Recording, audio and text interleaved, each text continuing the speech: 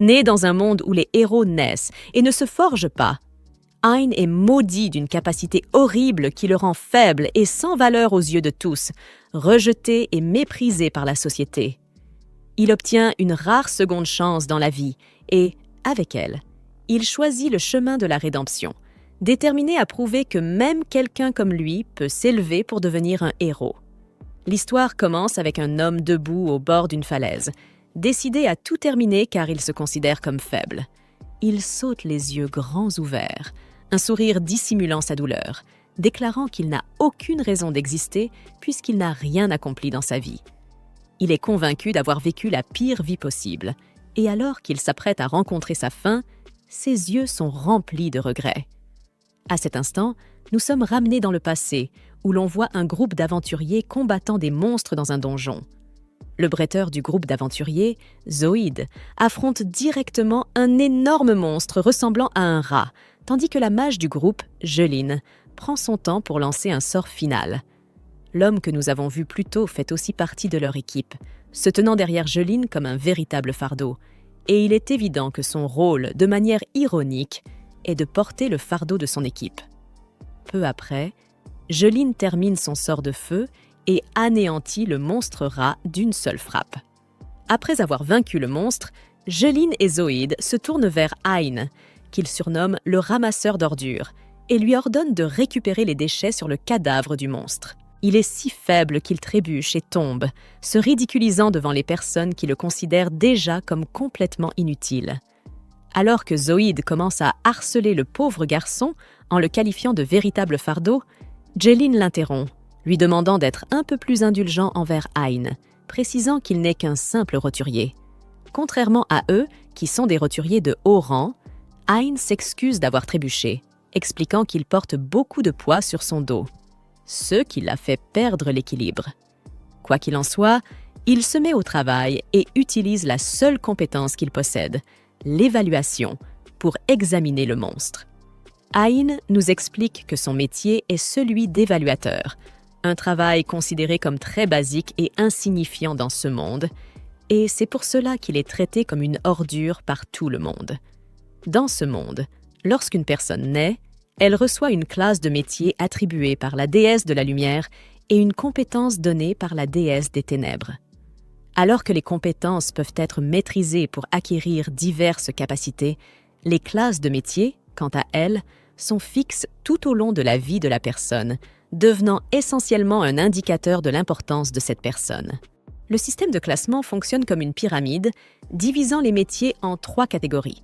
Rare, commun élevé, la classe que possèdent à la fois Jeline et Zoïde, et commun bas, tout en bas de la pyramide. C'est la classe d'Ain pour la plupart des CA. Les fermiers et les évaluateurs appartiennent à la catégorie des communs bas, car ce sont des classes non combattantes.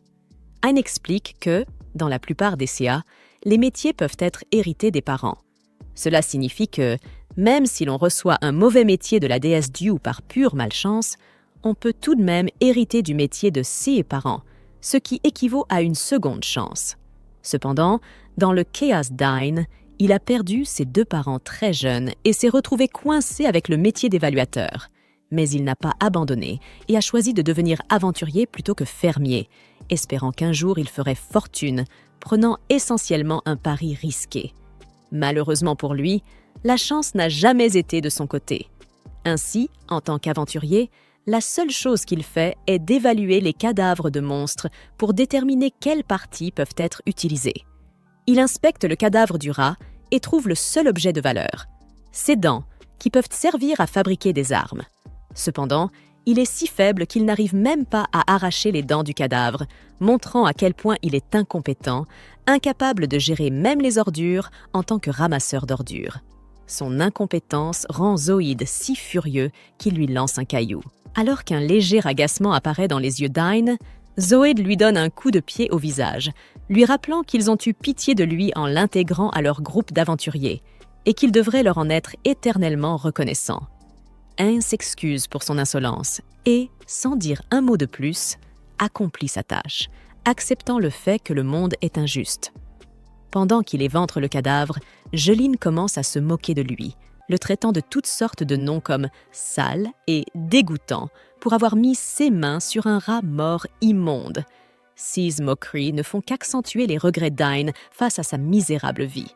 Mais pour continuer à vivre dans ce monde, il supporte en silence le traitement cruel qu'il subit.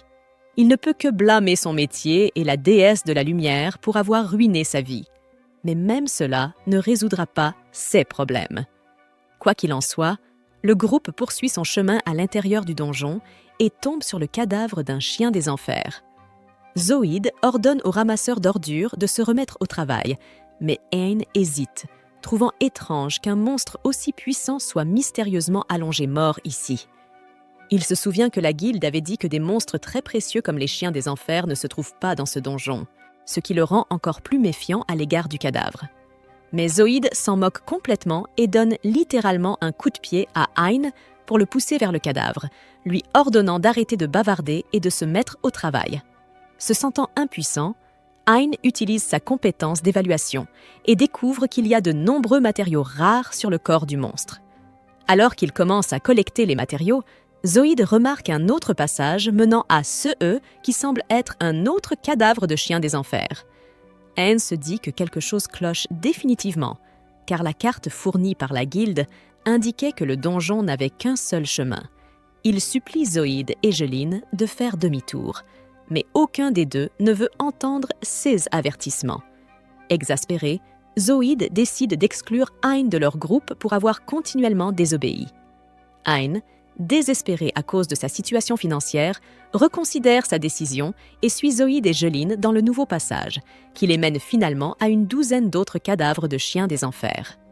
Bien qu'il soit évident qu'il s'agit d'un piège, Ain garde le silence, et lorsqu'il s'enfonce suffisamment loin, une meute de chiens des enfers vivants les entoure, révélant que tout cela était un piège depuis le début.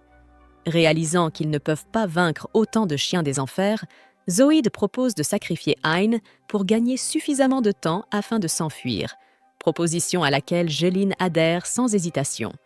Sans la moindre pitié, elle utilise un sort de paralysie sur Ain, le laissant en pâture aux dizaines de chiens des enfers. Entouré par les créatures démoniaques, Ain est si terrifié qu'il est sur le point de se faire dessus. Il se fait mordre de plusieurs côtés par les chiens des enfers, et il commence bientôt à ressentir de la douleur dans ses mains, signe que le sort de paralysie commence à s'estomper. Rassemblant un peu de force, il attrape une pierre et l'utilise pour fracasser le crâne de l'un des chiens. Ensuite, il saisit son sac rempli de fruits et le leur jette dessus. À ce moment-là, l'un des chiens attrape une pomme et la mord comme amuse-bouche, se préparant à l'attaquer une seconde fois. Sentant le danger imminent, Ain profite de l'occasion pour fuir et tenter de sauver sa misérable vie. Alors que tout espoir semble perdu, il réalise qu'il n'y a aucune issue en vue, car la sortie du donjon a été scellée. Il comprend alors qu'il est piégé avec les chiens des enfers. Cependant, en se retournant, il aperçoit une traînée de sang qui le mène à ce qu'il espère être un endroit sûr. Malheureusement, il ne trouve qu'une impasse au bord d'une falaise. En regardant derrière lui, il réalise que les chiens des enfers se rapprochent de plus en plus, prêts à mettre fin à sa vie pathétique s'il retourne dans cette direction. Que feriez-vous à sa place? Coincé entre deux options de mort certaines, Ain se remémore ses débuts en tant qu'évaluateur. Il venait à peine de s'habituer à devenir aventurier pour survivre, même s'il n'était qu'un amateur. Il en veut à Zoïde de l'avoir ridiculisé et forcé à s'incliner devant lui pour ensuite l'abandonner. Malgré la colère qui bouillonne en lui, il est incapable de riposter. Considérant à quel point il est inutile, il ne blâme personne d'autre que lui-même pour sa situation actuelle. Ayant fui ses responsabilités, il arrive à la conclusion qu'il est trop tard pour éprouver des regrets et il prend la décision audacieuse de sauter de la falaise. En chutant dans le gouffre sans fin, il repense à la vie pathétique qu'il a menée et continue à plonger comme un faux Superman. Il accepte le fait qu'il a été un déchet toute sa vie et qu'il vient de finir sa vie en tant que déchet. Alors qu'il gît inconscient, une étrange femme bien équipée, vêtue de blanc, s'approche de lui et presse ses lèvres contre son visage. Après être tombé d'une telle hauteur, on aurait pensé que c'était la fin de sa vie. Cependant, les choses prennent une tournure différente lorsqu'il se réveille dans une petite mare d'eau. Toujours en vie, il est incapable de comprendre pourquoi il existe encore après un incident qui aurait dû lui coûter la vie. Après avoir survécu, il observe son environnement et aperçoit un très bel arbre qu'il reconnaît comme étant l'arbre Yggdrasil. S'il vous plaît, dites-moi que je ne suis pas le seul à trouver ce nom étrange. Cet arbre est extrêmement rare dans sa ville et il semble vraiment excité de voir qu'il existe dans un endroit aussi magnifique. Après avoir étudié les environs, Hein commence à ressentir un malaise. Il se sent très seul, réalisant qu'il sera difficile d'appeler à l'aide dans un tel endroit. Il décide de trouver un moyen de survivre en s'échappant par une porte ouverte qu'il avait remarquée. Pendant ce temps, la fille qui lui a sauvé la vie misérable essaie de le prévenir du danger, mais il semble distant, tant physiquement qu'émotionnellement, ayant reçu une seconde chance de vivre. Mais ce type idiot court quand même vers le donjon le plus proche qu'il peut trouver, tournant le dos à l'arbre magnifique.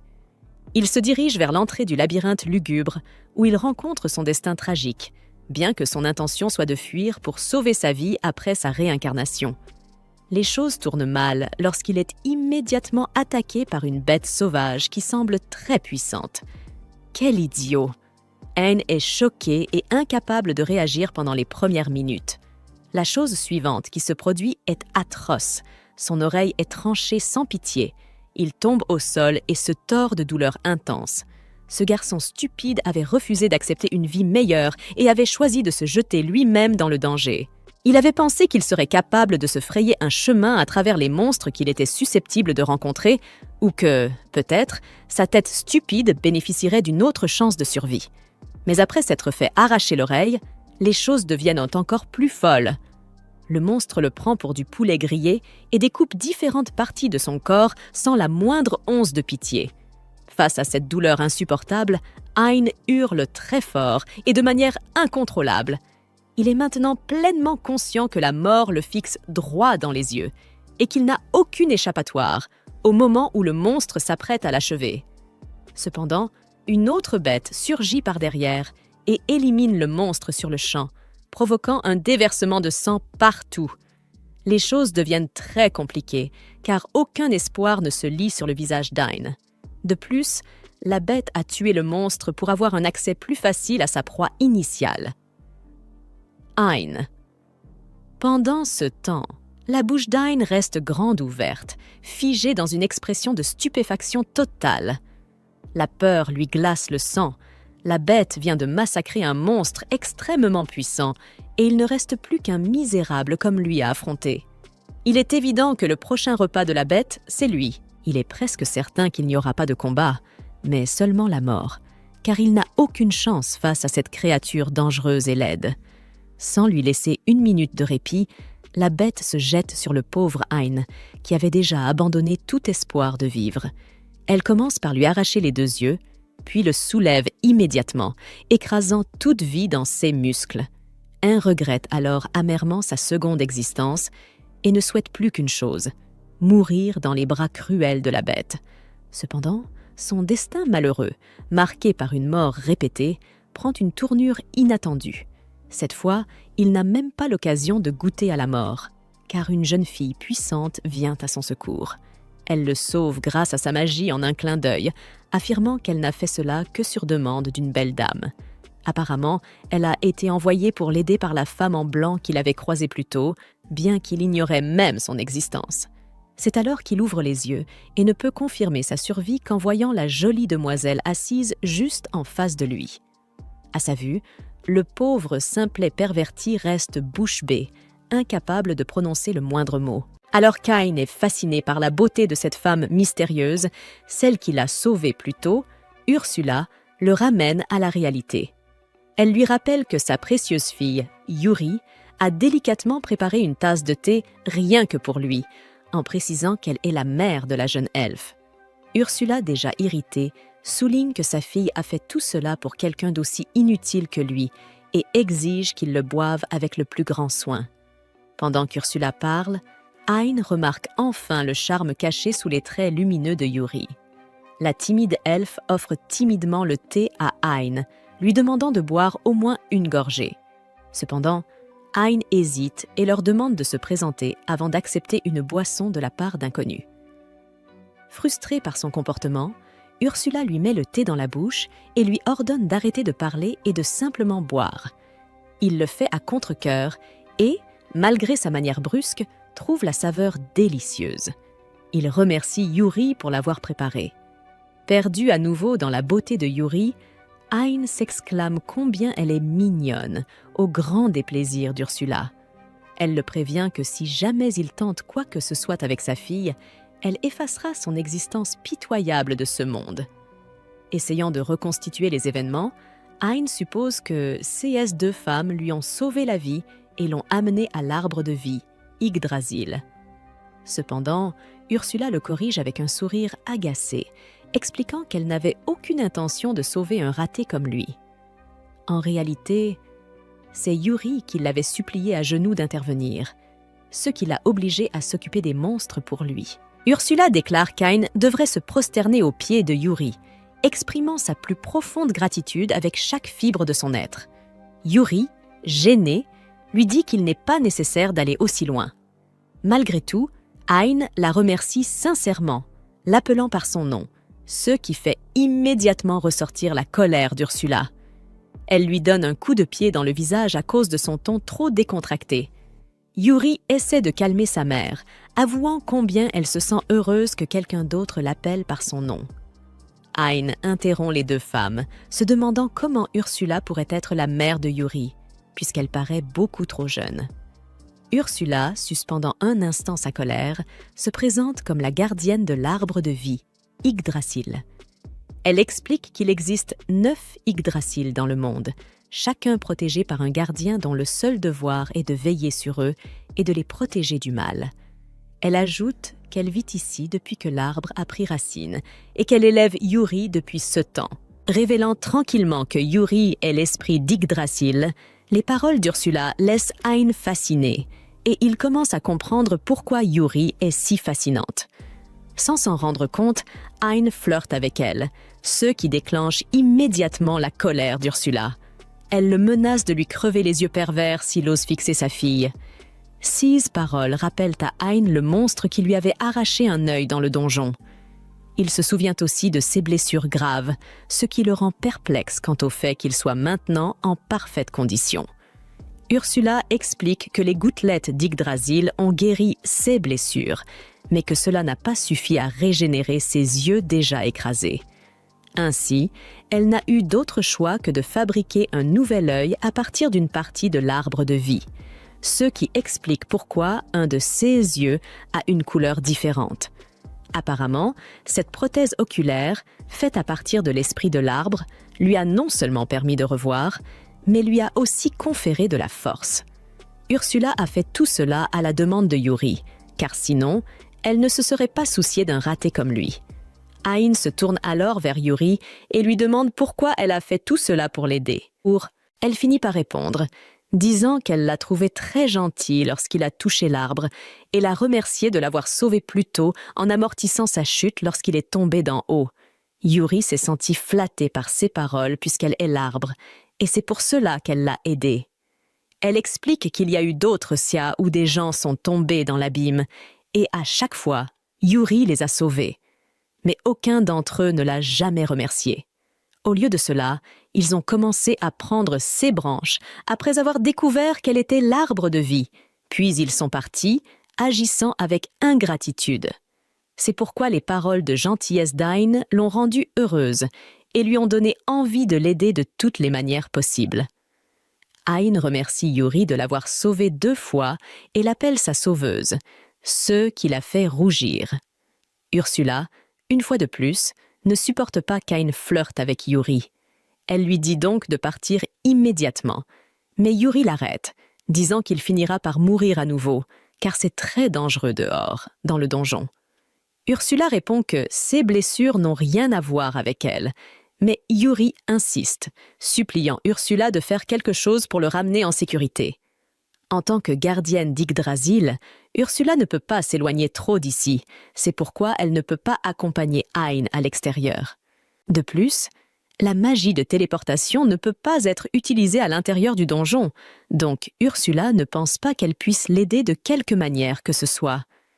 Yuri devient profondément triste et commence à pleurer, montrant à quel point elle tient à Hein. Ne voulant pas voir sa fille contrariée, Ursula décide de former Hein, l'aidant à devenir assez fort pour sortir de là par ses propres moyens.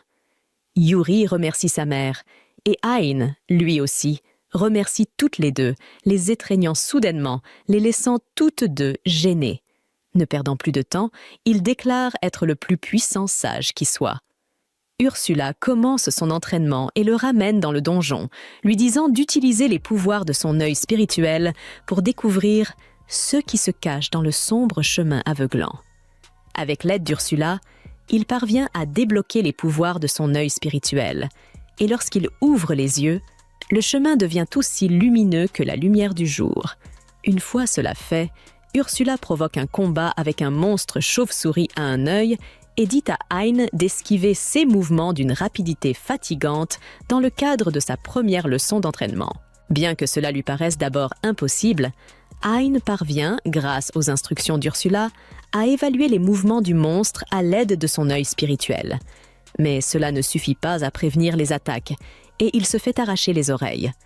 Ursula soigne ses blessures à l'aide d'une gouttelette d'Yggdrasil et lui dit d'un ton menaçant de continuer à souffrir, car il doit travailler jusqu'à la mort s'il veut maîtriser ses compétences. Bien que cruel, Hein se relève, évalue l'attaque imminente du monstre et apprend qu'il va attaquer sa jambe gauche dans 5 secondes. Il esquive donc en conséquence.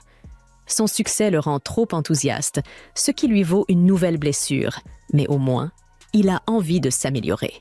Ayant commencé son entraînement depuis 1 semaine, Hein a encore la tête bien lourde, car il a du mal à s'adapter aux mouvements et aux actions rapides pour se sauver de la bête avec laquelle il s'entraîne. Cependant, au fur et à mesure qu'il avance, il commence à apprendre à évaluer sa puissance et devient très conscient de son prochain mouvement, si bien que Hein est maintenant capable d'esquiver de nombreuses attaques du monstre. Au milieu de son entraînement, il demande à Ursula d'évaluer sa performance, et c'est là que le garçon stupide connaît une fin temporaire. Il est attaqué et reçoit un coup d'épée dans le dos à cause de sa distraction. Ursula, quant à elle, n'est pas perturbée. Au contraire, elle semble s'amuser de tout cela et ne peut s'empêcher de se complaire dans sa méchanceté. Elle le guérit rapidement, mais le réprimande pour être devenu trop confiant après un succès mineur. Dans son esprit, elle croit que supporter plus de douleur accélérera son processus d'apprentissage. Sans perdre de temps après avoir soigné ses blessures, elle exige qu'il passe immédiatement à la prochaine phase de l'entraînement, prouver qu'il peut vaincre un gremlin.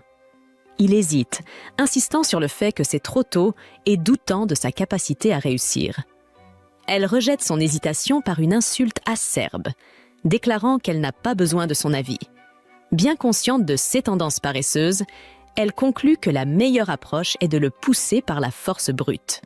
Pour l'aider, elle lui ordonne d'utiliser son œil magique et lui passe un bâton magique. Ce bâton, soigneusement fabriqué par Yuri à partir d'une branche d'arbre, est un geste personnel de soutien. Malgré son extérieur dur, elle éprouve de l'inquiétude quant à la difficulté de l'entraînement pour lui. Ursula lui passe la branche et lui ordonne de reprendre immédiatement l'entraînement. Lors de sa première tentative d'attaque contre le gremlin, il échoue. Il suppose que sa compétence d'évaluation suffira à surmonter la créature, mais il fait une erreur de calcul, permettant à la bête de lui échapper. Réalisant qu'il est en désavantage, le gremlin s'échappe.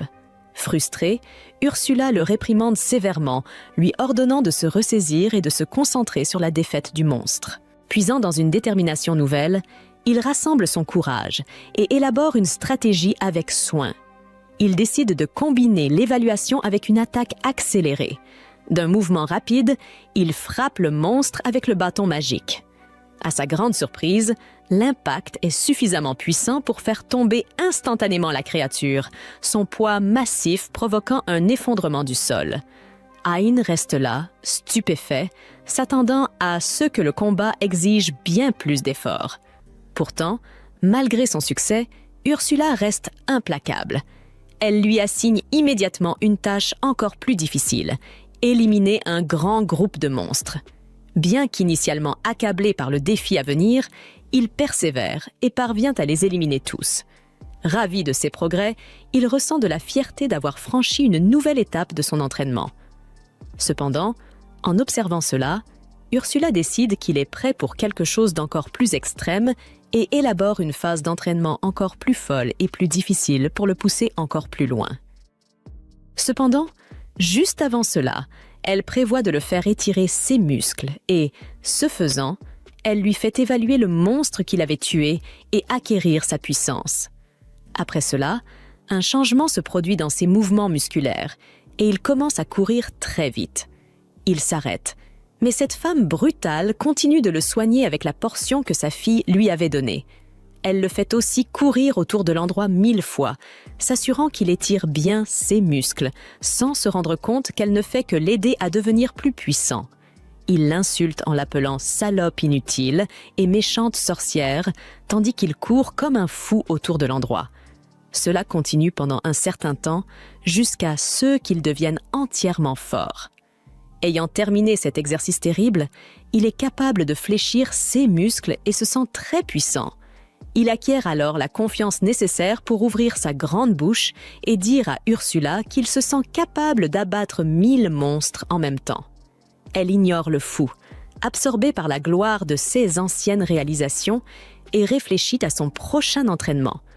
La prochaine fois qu'ils se rencontrent, elle le prépare à combattre la bête qu'il avait initialement tuée. Cette bête est vraiment énorme et, au premier regard, on pourrait penser qu'elle va le détruire. Au début, il est submergé par sa puissance, et comme il avait été tué par cette bête auparavant, il prend son temps pour la vaincre. Après une grande précision, il abat la créature sans aucune difficulté. Ayant fait cela avec un coup très puissant, il a du mal à croire qu'il venait de découvrir le secret pour abattre des créatures horribles. Et il est bien sûr très heureux d'avoir pris sa revanche sur celle qui avait joué avec sa vie. Il avait déchaîné du feu sur la créature jusqu'à ce qu'elle perde son souffle, et cela l'a rendu très heureux. Ursula semblait avoir pris le contrôle de son caractère paresseux. De son côté, il a du mal à croire qu'il a pu abattre la bête. C'était devenu si facile qu'il regrettait de ne pas avoir suivi ce type d'entraînement plus tôt. La bête qu'il avait abattue sans merci aurait sûrement été tuée brutalement.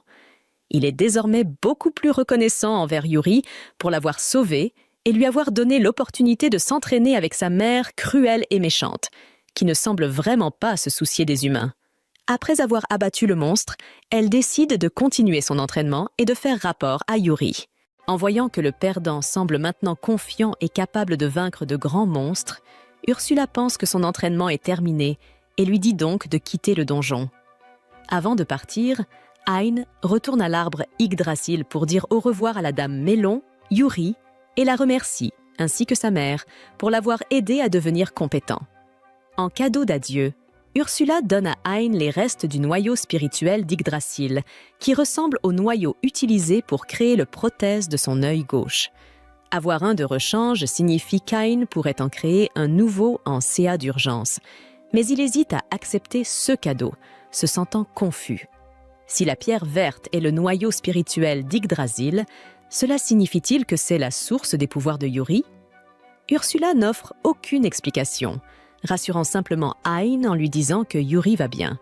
Elle lui précise également qu'il ne garde pas cette pierre précieuse pour toujours, affirmant avoir placé un sort sur celle-ci qui la ramènera à elle une fois qu'il sera mort. Sachant qu'Ain est peu susceptible d'utiliser un jour la pierre, Ursula décide de la rendre immédiatement utile en l'attachant à son œil spirituel, le transformant ainsi en une forme divine évoluée. Lorsque Hein ouvre son œil spirituel nouvellement amélioré, il se rend compte que Yuri a disparu et commence à la chercher frénétiquement, appelant son nom, seulement pour qu'elle réapparaisse quelques instants plus tard, émergeant de son œil spirituel désormais divin. Enfin, Ursula révèle la vérité. Ce qu'elle vient de faire, c'est greffer le noyau de l'arbre de vie Yggdrasil dans l'œil d'Ain. Puisque Yuri est l'arbre de vie, elle vivra désormais dans son œil à partir de ce moment. Avant qu'Ain ne puisse pleinement comprendre qu'il a été trompé dans une relation à vie avec Yuri, elle change de sujet, soulignant joyeusement à quel point elle lui sera utile désormais, expliquant qu'elle pourra le soigner quand il le voudra, autant de fois qu'il en aura besoin. Hein, pour une raison quelconque, apprécie cela, bien sûr. Il le fait, car maintenant il a sa propre waifu qu'il peut invoquer et dissoudre à volonté. Cependant, il s'assure auprès d'Ursula qu'elle est d'accord avec cet arrangement, lui demandant si elle est d'accord pour être séparée de sa précieuse fille. Entendant cette question stupide, Ursula donne un coup de pied au visage d'Ain, lui écrasant le pied pour lui faire ressentir ne serait-ce qu'une fraction de sa frustration, et lui dit avec colère qu'elle n'a pas l'intention de laisser sa fille avec un étrange et inutile perdant comme lui. La seule raison pour laquelle elle laisse partir Yuri est que, depuis la naissance de cette dernière, elle s'est sentie seule et n'a jamais eu d'amis.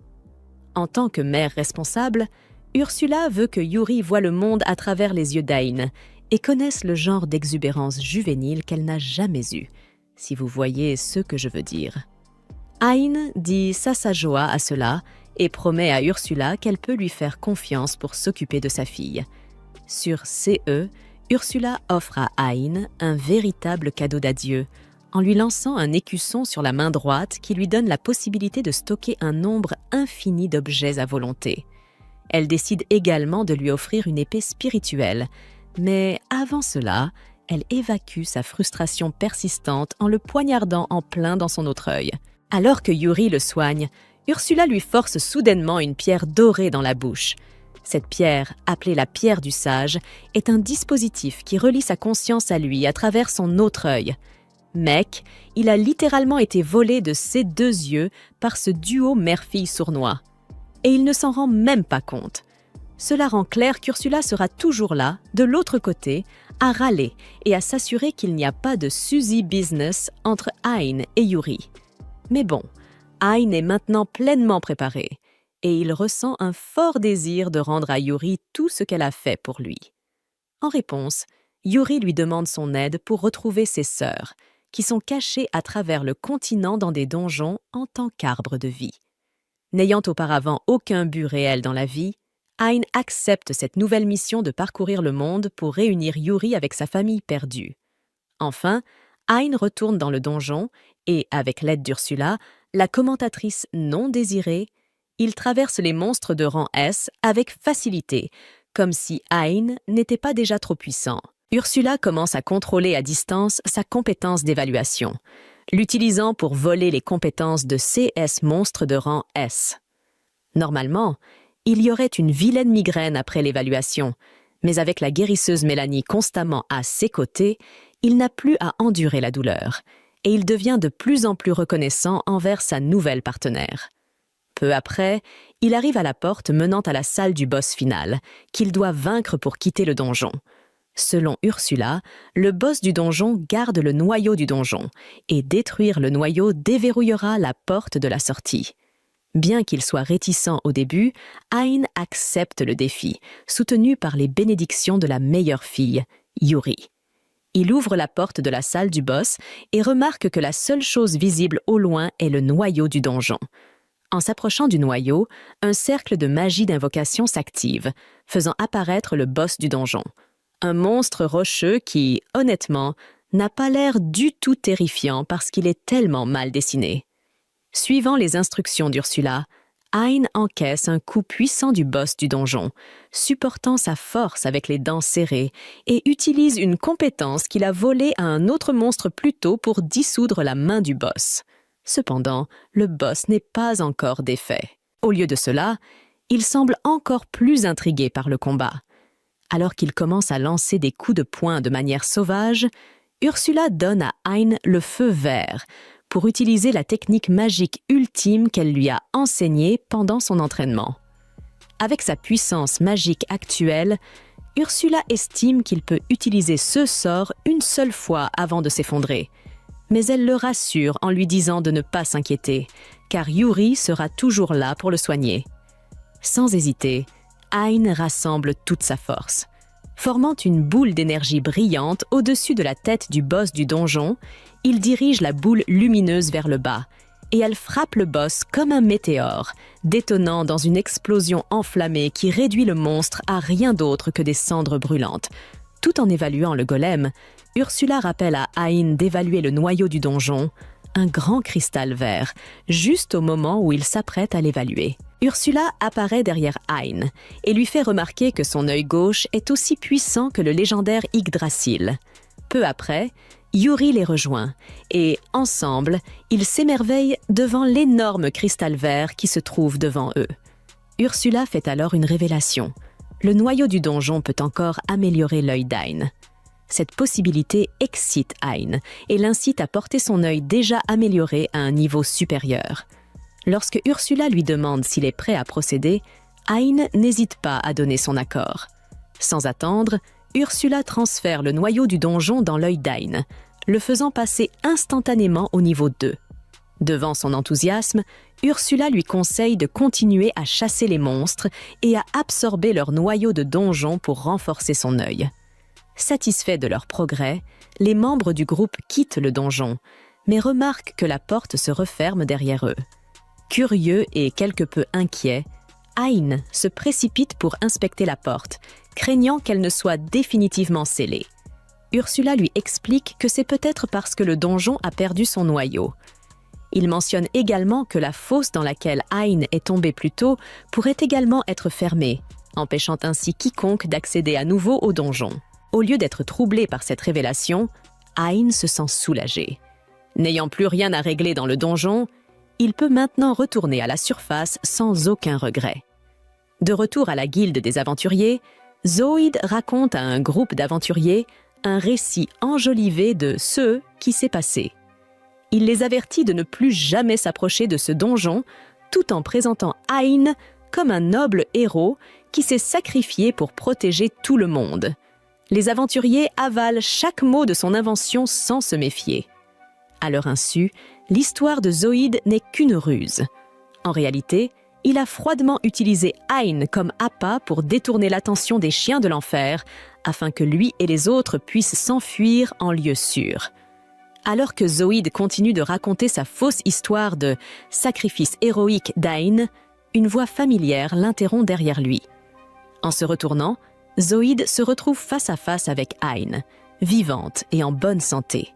Paniqué, il exige de savoir comment Hein a pu survivre. Avec une fierté indéniable, Hein explique qu'il a vaincu tous les monstres à lui tout seul. Zoïde ne le croit pas, lui qui pensait qu'Ain n'était qu'une faible bombe. En voyant la réaction de Zoïde face à Hein, les aventuriers remettent en question son histoire. C'est alors qu'Ain révèle la véritable histoire, à savoir que Zoïde l'a paralysé et l'a utilisé comme appât pour les chiens de l'enfer.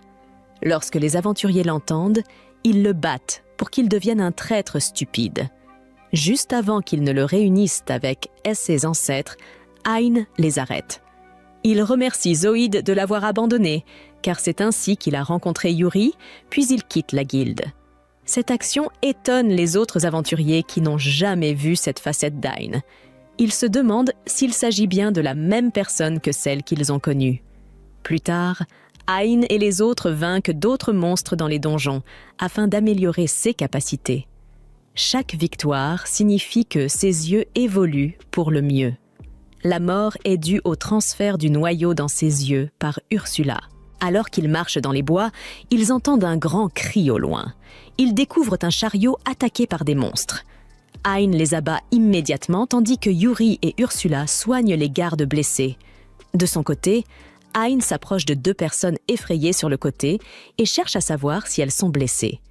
Lorsque la dame parmi les deux se retourne, elle tombe amoureuse d'Ain au premier regard et lui saute immédiatement dessus, le considérant comme son héros. Il se sent très mal à l'aise et demande à l'homme qui l'accompagne de l'aider, pensant qu'il s'agit de son frère. Mais celui-ci se présente comme Jasper, le chef de la guilde des marchands. Par un retournement de situation choquant, la dame se trouve être une princesse du pays, la princesse Claudia. Elle les emmène dans son manoir pour les remercier comme il se doit de lui avoir sauvé la vie. Bien qu'Ain pense que Yuri et Ursula devraient être davantage remerciés puisqu'elle a aidé à soigner le garde blessé. Elle les remercie cordialement, comme prévu. Après cela, elle leur demande d'abandonner les formalités et de l'appeler simplement Claudia. Cela fait, elle tente à nouveau de lui sauter dessus, mais Yuri la bloque cette fois. Lorsque Claudia cherche à savoir pourquoi, Yuri révèle à contre-cœur qu'Ain est son mari et qu'il est heureux dans sa vie de couple. À ce moment-là, Ain se demande quand le mariage a eu lieu. Comme si cela n'était pas assez choquant, Claudia déclare que cela ne la dérange pas d'être la seconde épouse. Préparez-vous à la partie la plus choquante de l'histoire. Alors que les deux filles se disputent pour savoir qui aura Ain, Jasper demande à avoir une discussion avec lui. Il demande à Ain de l'épouser. Vous voyez la réaction d'Ain. C'est exactement comme ça que j'ai réagi en regardant ça. Pour expliquer la situation, il l'informe d'abord qu'il est membre de la Silver Phoenix Trading Company, une société très populaire dans le royaume. Ensuite, il emmène Ain dans un entrepôt souterrain où il lui montre divers bijoux et pierres précieuses qu'il a trouvés et stockés pendant des années. Il reconnaît que l'œil gauche d'Ain est un noyau spirituel et lui raconte une histoire étrange sur la raison pour laquelle il a cherché le noyau spirituel. Cette histoire tournait autour de la façon dont l'Yggdrasil a quitté la surface et a été converti en un noyau secret utilisé pour sceller le roi démon. À cause de cela, il demande à épouser Ain pour avoir la chance d'être reflété dans les yeux d'Ain. Oui, je sais à quel point cela semble étrange. Je ressens la même chose que toi. Il montre clairement une obsession excessive pour ce noyau. Après lui avoir raconté cela, Ursula lui conseille étonnamment d'accepter son offre. Cela vise principalement à lui donner l'opportunité de découvrir d'autres donjons cachés grâce aux informations que Jasper pourrait détenir. Bien que cette idée semble étrangement agréable à Ain, il ne propose que d'être l'ami de Jasper. Lorsqu'il lui demande à propos des autres donjons, Jasper semblait d'abord perdu, mais il lui assura qu'il pourrait trouver les autres en un rien de temps, ce qui le rendit heureux. Cependant, être dans la zone d'amis ne suffit pas pour ce type bizarre, car il veut plus. À ce moment-là, les filles le rejoignent, et on dirait qu'elles veulent toutes une part de la saucisse d'Ain. Bientôt, Ain, Yuri et Ursula se rendent dans un donjon caché dont Jasper leur a parlé, dans l'espoir d'y retrouver les sœurs de Yuri. Ain entre seule dans le donjon et se retrouve rapidement face à une impasse. Ursula lui dit qu'il y a un sort de téléportation sur le mur et qu'il peut l'activer en le touchant. Dès qu'Ain touche le sort de téléportation, il se retrouve dans une immense forêt. Il panique en voyant une forêt à l'intérieur d'un donjon et Ursula explique qu'il semble qu'une puissante illusion ait modifié l'apparence du donjon. Ain pense que la seule chose assez puissante pour créer une illusion d'une telle ampleur est un arbre-monde, lorsqu'il entend une voix surgir de nulle part. Yuri reconnaît la voix comme étant celle de sa sœur espiègle, Pina, qui sort alors de l'œil d'Ain pour lui parler. Pina dit qu'elle est heureuse de revoir sa sœur et lui demande de la retrouver à la fin du donjon. Ain se plaint auprès de la malicieuse Loli que Yuri a fait tout ce chemin pour la voir et qu'elle devrait utiliser la magie de téléportation pour les amener immédiatement à son emplacement. Pina lui répond qu'elle ne peut pas utiliser la magie de téléportation, donc ils devront traverser la forêt à pied, ce qui ne dérange pas Yuri. Pina lui dit qu'elle devrait simplement se détendre et laisser son petit ami faire le travail difficile, ce qui fait rougir Yuri en entendant cela. Ain lui dit aussi de retourner à l'intérieur de son œil, car la forêt peut être dangereuse et qu'il pourra la traverser plus rapidement seul. Pina se moque de sa confiance, lui disant qu'elle a placé des centaines de pièges dangereux partout dans la forêt, en plus de monstres féroces, et qu'aucun humain ne peut la traverser. Ain répond qu'ils verront bien et avance droit devant lui. Avec Ursula analysant la situation à travers son œil droit, il obtient des informations précises sur les pièges et comment les éviter, lui permettant ainsi de traverser la forêt à toute vitesse, ce qui frustre la Loli. Elle dit à Ain de faire semblant d'éprouver des difficultés, car elle a travaillé dur pour installer ses haies-pièges. Yuri lui explique aussi que Pina aime créer des choses et divertir les gens avec, et Ain réplique que ce genre de divertissement peut coûter la vie à quelqu'un. Pina lui répond simplement qu'elle n'est pas une meurtrière et qu'elle envoie les gens à l'extérieur avant qu'ils ne courent un danger trop grave. Elle ajoute ensuite que de puissants monstres vont apparaître et exhorte Ain à abandonner. Il déclare qu'il ne s'arrêtera devant rien pour rendre Yuri heureuse. Et à ce moment-là, un monstre végétal de rang S apparaît devant lui. Le monstre l'attaque avec du pollen soporifique, mais Hein possède une résistance totale aux altérations d'état et ne ressent même pas la moindre somnolence, ce qui frustre Pina. Il invoque son épée et tue le monstre végétal d'un seul coup avant de l'évaluer pour en obtenir les compétences. Il découvre qu'en utilisant la compétence unique du monstre, il peut générer des graines de toutes sortes de plantes. Hein pense que c'est une compétence utile lorsque, soudain, quelque chose le frappe à la tête. Il se demande ce qui se passe et pourquoi il ne peut pas repérer l'attaquant. Mais Ursula lui explique qu'ils utilisent une compétence de furtivité. Cependant, Pina est stupéfaite, car Hein reste debout malgré un tir direct à la tête. Il lui dit qu'il possède une annulation des attaques surprises, donc il ne subira aucun dégât de CES attaque, ce qui l'énerve encore plus. Pour couronner le tout, Ursula parvient à localiser les monstres qui attaquent Hein, et il utilise la magie gravitationnelle pour les écraser instantanément. Les fourmis furtives deviennent visibles après leur mort, et il utilise sa compétence d'évaluation pour copier leur furtivité ainsi que leur puissance de saut explosive. Pina commence à pleurer parce que rien ne fonctionne contre lui, mais elle reprend confiance en envoyant 2 monstres de rang S l'attaquer en même temps. Hein utilise simplement sa super vitesse pour les tuer d'un seul coup, et lorsque Pina apprend qu'il n'est qu'un évaluateur malgré sa puissance, elle abandonne. D'un autre côté, Zord, l'épéiste de l'ancienne équipe d'Hein, est au plus bas. Tout le monde l'évite à la guilde, et même Jeline commence à agir comme si elle était innocente et qu'il l'avait forcée à paralyser Hein. Les idiots de la guilde font confiance à Jeline et expulsent Zord, affirmant que plus personne ne formera jamais une équipe avec lui. Furieux, Zord maudit Hein pour avoir survécu, car si celui-ci était mort paisiblement, rien de tout cela ne serait arrivé. Il décide d'accomplir une quête de haute difficulté pour redorer sa réputation et part chasser un monstre de rang C dans le même donjon qui cache l'entrée du donjon de Pina. Alors qu'il touche accidentellement le sort de téléportation sur le mur, il se retrouve dans la forêt et décide de chercher des monstres puissants. Cependant, il marche immédiatement dans un piège, et alors qu'il est sur le point de tomber sur des pics et de voir Dieu, il est téléporté de retour dans le donjon précédent. Soudain, il entend la voix de Pina lui dire qu'il ne mourra pas dans son donjon et qu'elle le téléportera immédiatement avant qu'il ne soit en réel danger, donc il peut essayer autant de fois qu'il le souhaite. Zord pense que c'est sa chance de devenir plus fort et de regagner son honneur. Il entre dans le donjon encore et encore, se blessant à cause des pièges, mais sans abandonner.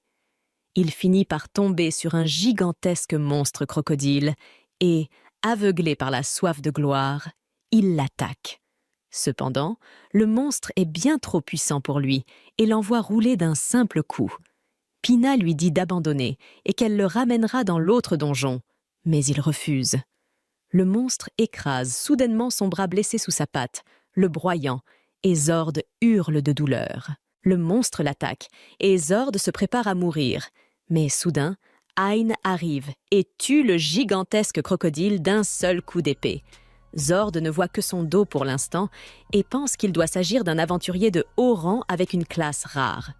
Mais lorsqu'il réalise qu'il s'agit d'Hein, il en reste sans voix. Il lui demande ce qu'il fout là et comment un simple ramasseur d'ordures comme lui a pu éliminer un monstre aussi puissant en un seul coup. Hein répond qu'il ne fait que s'échauffer, puis remarque les blessures de Zord. Il demande l'aide de Yuri et asperge les blessures de Zord avec son eau bénite, les guérissant complètement. Zord est encore plus confus, mais avant qu'il ne puisse poser d'autres questions, Hein l'endort avec un sort et demande à Pina de le téléporter à l'extérieur. Après cela, il reprend son parcours à toute vitesse et atteint la salle du boss. Pina lui dit qu'elle l'attend au-delà de la salle du boss, et Hein s'inquiète que s'il bat le boss, le passage vers l'arbre-monde se refermera définitivement. Ursula le rassure en lui expliquant que cela n'arrivera pas tant que le noyau du donjon reste intact. Alors Hein entre. Il découvre qu'il y a aussi une forêt dans la salle du boss.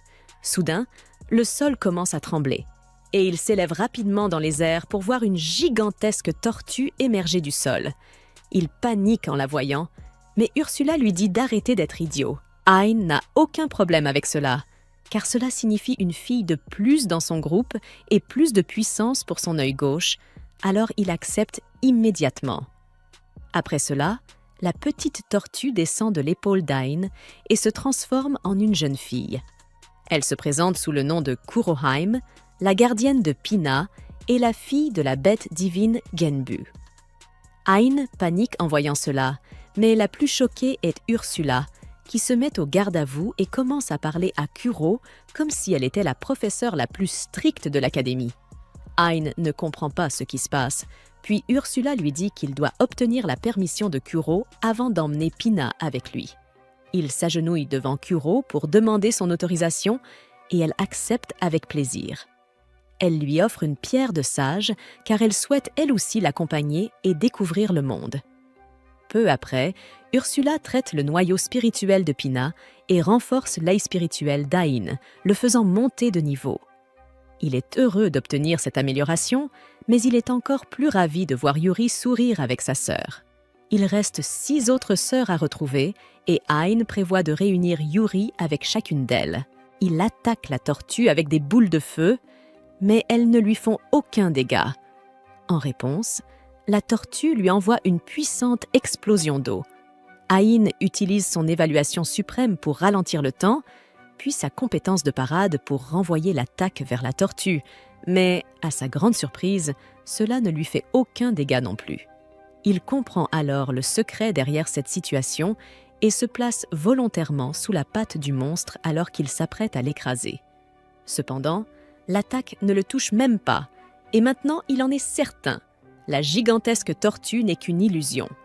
Il utilise une compétence pour dissiper l'illusion et révèle que le véritable boss du donjon est en réalité une minuscule et adorable tortue.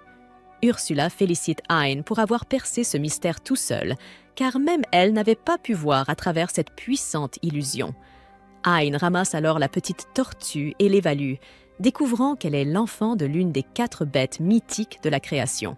Ursula panique en voyant la description, car ces 4 bêtes sont presque au même niveau que l'arbre-monde originel. Ain se tourne ensuite vers Pina et lui demande s'il doit réellement vaincre cette adorable petite tortue pour valider l'épreuve, car selon lui, il a déjà gagné. Pina lui répond qu'il doit la vaincre, puisqu'elle est le boss du donjon. Mais Ain et la tortue lui lancent un regard suppliant et innocent. Elle finit par céder. Elle autorise Ain et les autres à venir jusqu'à elle, et les 2 sœurs se retrouvent dans une étreinte émotive. Sans perdre de temps, Pina demande alors à Yuri si elle peut l'accompagner, car elle s'ennuie à rester enfermée dans le donjon. Le lendemain, Jasper accompagne Ian pour vendre les objets de leur mission. D'après le noble, il risque de se méfier des contrefaçons, mais avec lui, tout ira bien. D'ailleurs, les aventuriers alentours sont surpris par la présence du riche marchand Jasper qui est chaleureusement accueilli par la guichetière de la guilde. Elle demande ce dont les garçons ont besoin et Ian répond maladroitement qu'il aimerait vendre des objets qu'il a collectés dans les donjons. Jasper ajoute qu'une fois la vente terminée, Ian a tendance à acheter lui-même ces objets à la guilde. La réceptionniste demande à Ian de s'identifier et constate avec perplexité qu'il n'est qu'un évaluateur de rang F, car il est très peu probable qu'un aventurier de ce niveau parvienne à vaincre des monstres. Soupçonneuse, elle demande si Jasper n'est pas trompé. À côté d'elle, les aventuriers environnants jugent le garçon pour sa faible classe, ce qui pousse Jasper à demander à Ian de montrer les objets qu'il a apportés. Ian montre l'emblème qu'il tient dans sa main et jette les objets sur le comptoir, laissant tout le monde bouche bée, surtout à cause du crâne du roi immortel qui se trouve au milieu de la pile. Cependant, en raison du faible niveau de Ian, tout le monde pense que les objets ont été volés, ce qui rend le garçon encore plus malheureux, car c'est exactement la raison pour laquelle il ne voulait pas venir à la guilde, pour éviter d'être jugé et rabaissé. Cependant, une femme entre dans la guilde et ordonne à tout le monde d'arrêter les bêtises, car il est stupide de juger quelqu'un en fonction de sa position dans la guilde. En parlant de position, les participants sont choqués lorsqu'ils remarquent l'arrivée de Megan, le maître de la guilde de la capitale. Megan s'approche et observe l'œil différent de Ian, ce qui fait craindre à l'aventurier qu'elle ait tout de suite compris que son œil est artificiel.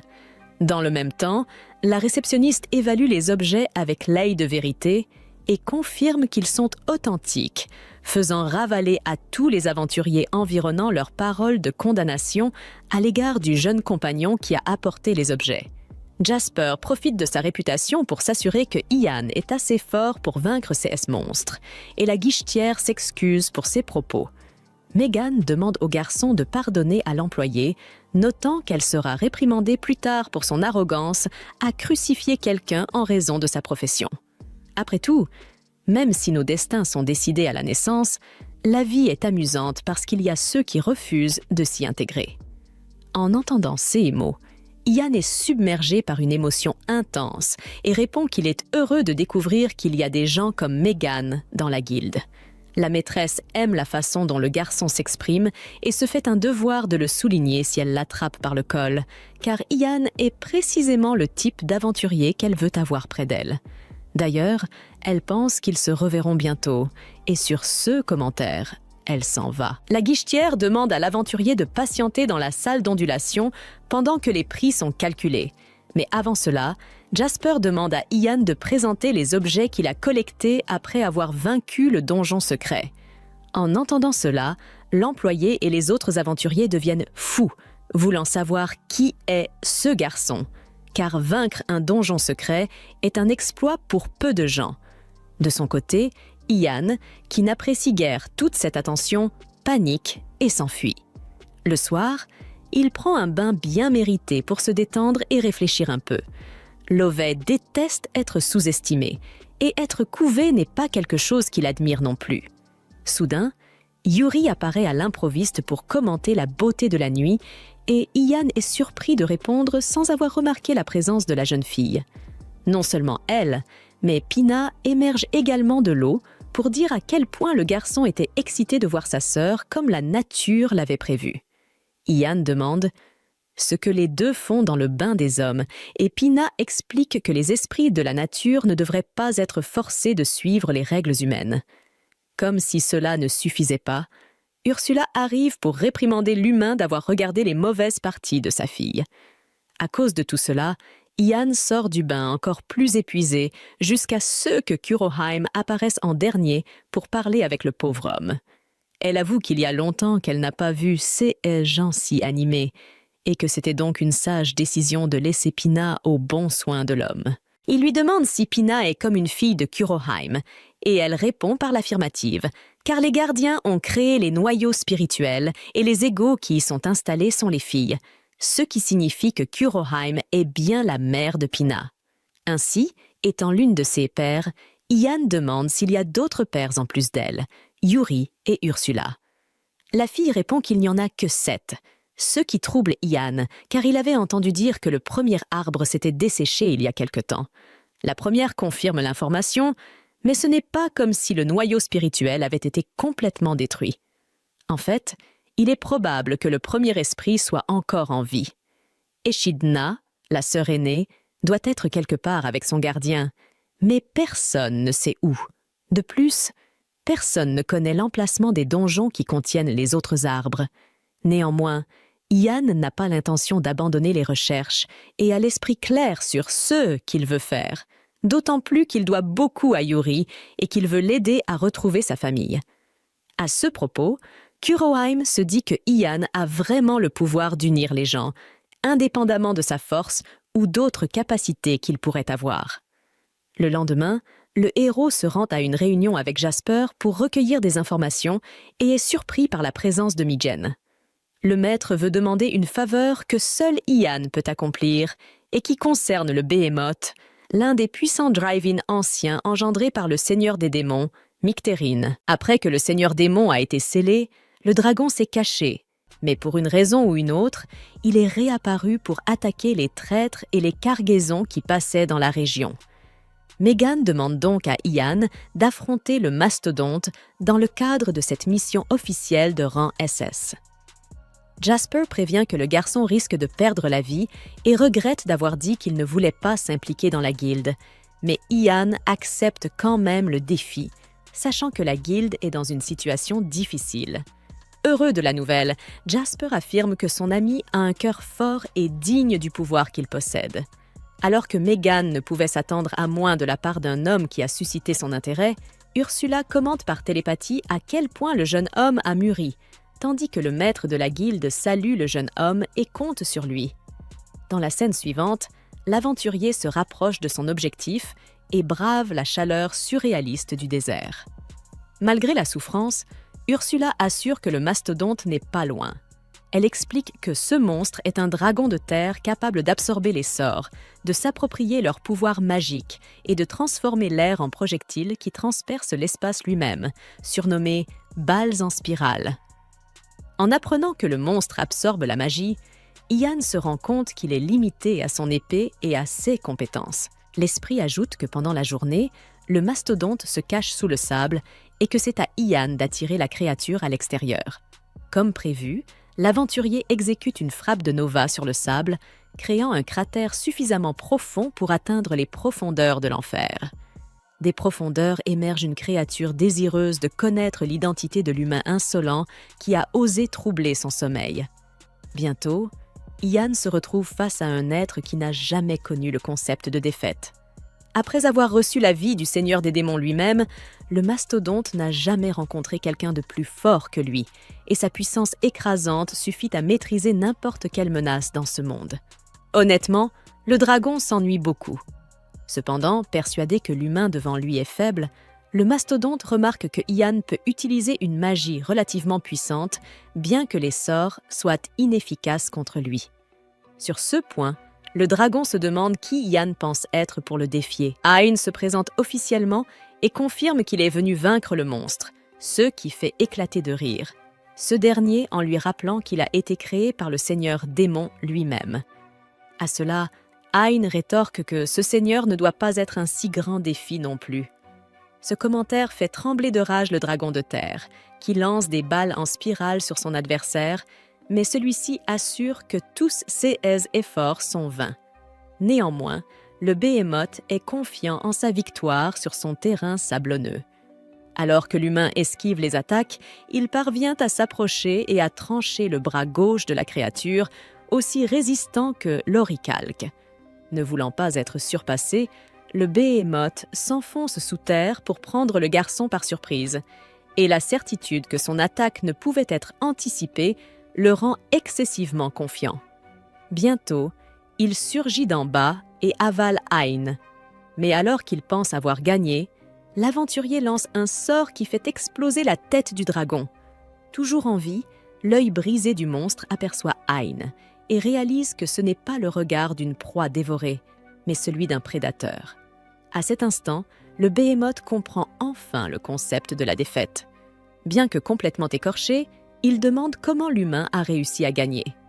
Ayn explique qu'il a simplement lancé un sort ultime à l'intérieur du corps de son adversaire, car son analyse indiquait que le Behemoth ne pouvait absorber la magie que par sa peau extérieure. D'ailleurs, Ayn n'a pas explosé avec lui parce qu'il a activé une barrière juste avant la détonation.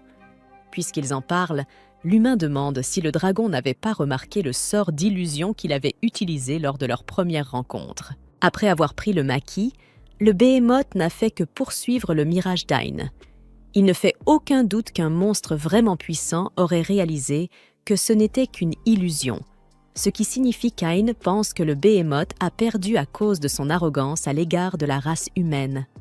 Comprenant enfin comment il a été vaincu, le monstre regarde son corps se désintégrer comme du sable noir vers le ciel, tout en éprouvant des sentiments qu'il avait toujours voulu savourer, comme la douleur, la souffrance, l'agonie et la défaite. Honnêtement, le dragon n'avait pas pensé qu'il serait si difficile de gérer cette sensation, surtout celle de la mort imminente qui s'approchait comme un cheval en bas d'une colline alors qu'il parlait. Après le départ du Behemoth, Ursula demande pourquoi l'humaine semble ébranlée, et Ayn avoue que le dragon était effectivement méchant. Mais comme il a été créé par le Seigneur des démons, il se demande comment la créature se serait comportée dans d'autres circonstances, et surtout, ce que serait Ayn lui-même s'il n'avait jamais rencontré l'Arbre-Monde. Peu encline à la philosophie, Ursula répond qu'une telle créature ne changerait jamais de nature et demande à Ain d'évaluer les capacités du vaincu. En faisant cela, le garçon est impressionné par la qualité des techniques apprises, y compris les balles en spirale. De même, Yuri, Kurohime et Pina arrivent pour encourager le garçon, mais il répond que tout cela n'a été possible que grâce à la force qu'il lui apporte. De retour au royaume, Ain répond à la demande de Claudia de rencontrer son père, et sans préavis, le roi en personne apparaît dans la pièce. Immédiatement, en voyant l'apparence imposante de l'homme, Ain panique, perd ses moyens et s'incline frénétiquement devant sa majesté. Cependant, le monarque se révèle être une personne très gentille et calme, contrairement à ce que l'aventurier avait imaginé. Ainsi, Ain se rassoit, et Claudia, avec ses discours sur le fait d'être la deuxième épouse du garçon, en profite pour le serrer dans ses bras. Saisissant l'occasion, Yuri fait de même pour ne pas être laissé de côté. Enfin, le roi exprime sa joie d'être le beau-père d'une figure aussi importante du royaume, notant qu'Ain a été responsable de la défaite du redoutable Behemoth. Il mentionne que le jeune homme est exactement comme sa fille l'a décrit, beau, talentueux et humble, qui, malgré sa force extrême, ne fait jamais preuve d'arrogance. En parlant de cela, le roi souligne que le Behemoth n'était pas le seul exploit du guerrier, qui avait également sauvé sa fille il y a quelques jours. Pour cette raison, Sa Majesté s'incline personnellement devant l'aventurier, qui se sent embarrassé et lui demande de relever la tête. Après tout, c'était grâce à Yuri qu'il avait pu accomplir de tels exploits. Ainsi, le roi remercie également l'esprit et, en raison de l'humilité du jeune homme qui attribue le mérite à un autre, le monarque affirme qu'Ain deviendra une personne très importante un jour. Pour tout cela, il offre au jeune homme une montre portant l'emblème royal, lui accordant un passage libre dans tout le royaume. Pendant ce temps, dans les rues, les gens parlaient de l'exploit d'Ain, qui avait vaincu le redoutable dragon ancien Behemoth. Alors que Zoïde passait, il heurta l'un des hommes discutant d'Ain et tomba au sol. Rempli de haine, il constata qu'où qu'il aille, tout le monde semblait ne parler que de son ancien compagnon. À cause de cela, l'aventurier se dit qu'il aurait dû rester avec son travail de ramasseur d'ordures, juste pour maintenir Ain faible et insignifiant. C'est alors qu'un esprit de la nature nommé Echidna lui proposa son aide pour accomplir sa sinistre tâche. Pendant ce temps, à la maison, Yuri remarque que Pina ne sait pas laver les cheveux après la douche, ce à quoi Pina répond que c'est une corvée et que c'est précisément pour cela qu'elle demande à sa sœur de le faire à sa place. Toujours aussi aimable, Yuri s'exécute et lui demande si elle pense qu'Ain va bien, puisqu'il ne s'est pas encore réveillé. Pina pense que sa sœur s'inquiète trop, car même leur mère a dit que c'était juste de l'épuisement. Mais comme Yuri est inquiète, elle suggère de cuisiner quelque chose pour l'aider à se rétablir plus vite.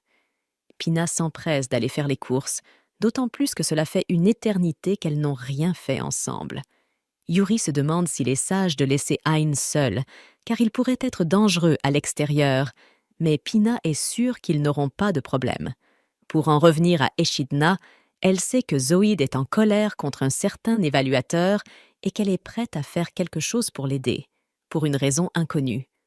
Dans la scène suivante, nous voyons Ain flotter dans un environnement sombre quand soudain il entend Zoïde lui demander de se déplacer rapidement.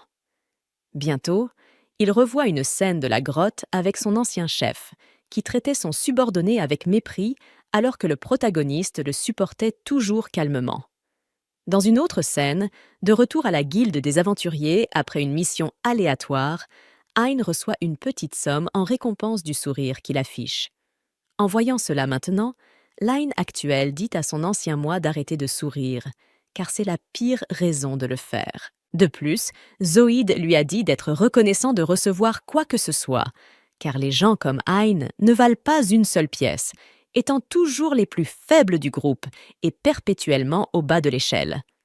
Dans la scène suivante, Ain voit des chiens de l'enfer le dévorer complètement et réalise que cela aurait été son destin s'il avait rencontré Yuri. Soudain, la cour d'Ain se ranime pour dire que le garçon a eu de la chance d'acquérir cet œil spirituel. Ce n'est pas qu'il soit devenu plus fort. Une ordure comme Hein, issue d'une classe sans valeur, restera toujours une ordure, quoi qu'elle fasse, car sa nature de perdant l'emportera toujours. À ce moment-là, Hein se réveille en hurlant de son cauchemar. Lisant un livre calmement, comme si le garçon ne venait pas de paniquer, Ursula lui demande s'il va bien.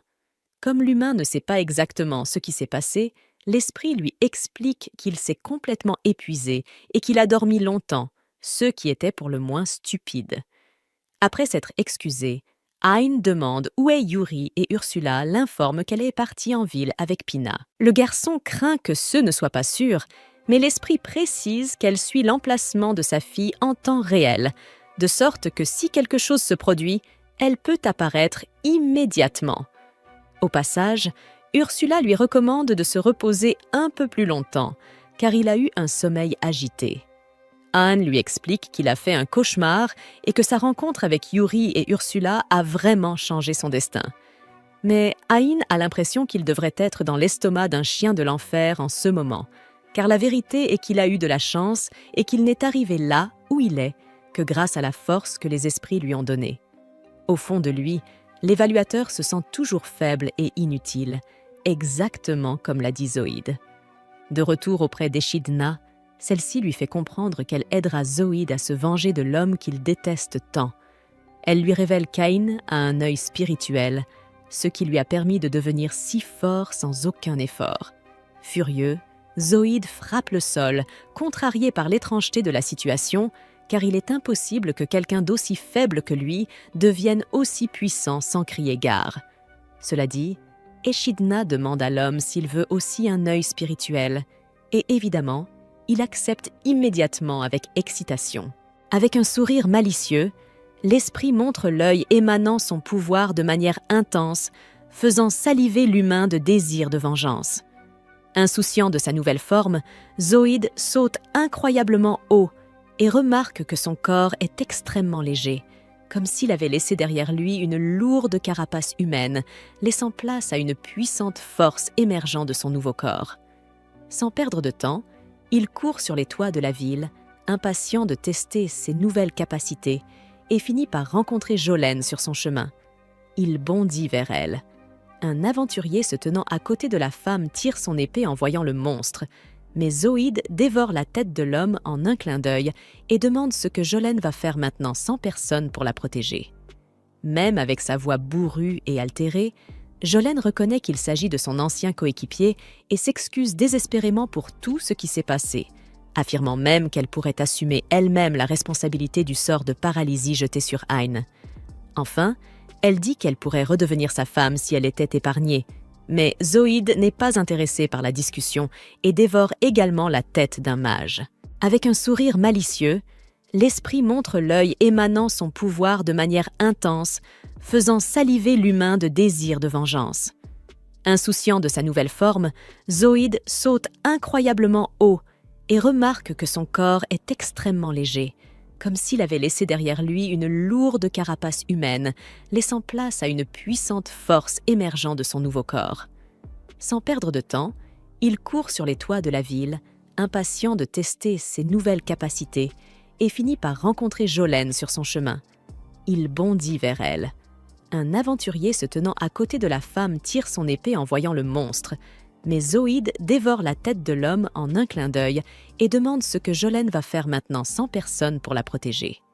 Même avec sa voix bourrue et altérée, Jolene reconnaît qu'il s'agit de son ancien coéquipier et s'excuse désespérément pour tout ce qui s'est passé, affirmant même qu'elle pourrait assumer elle-même la responsabilité du sort de paralysie jeté sur Hein.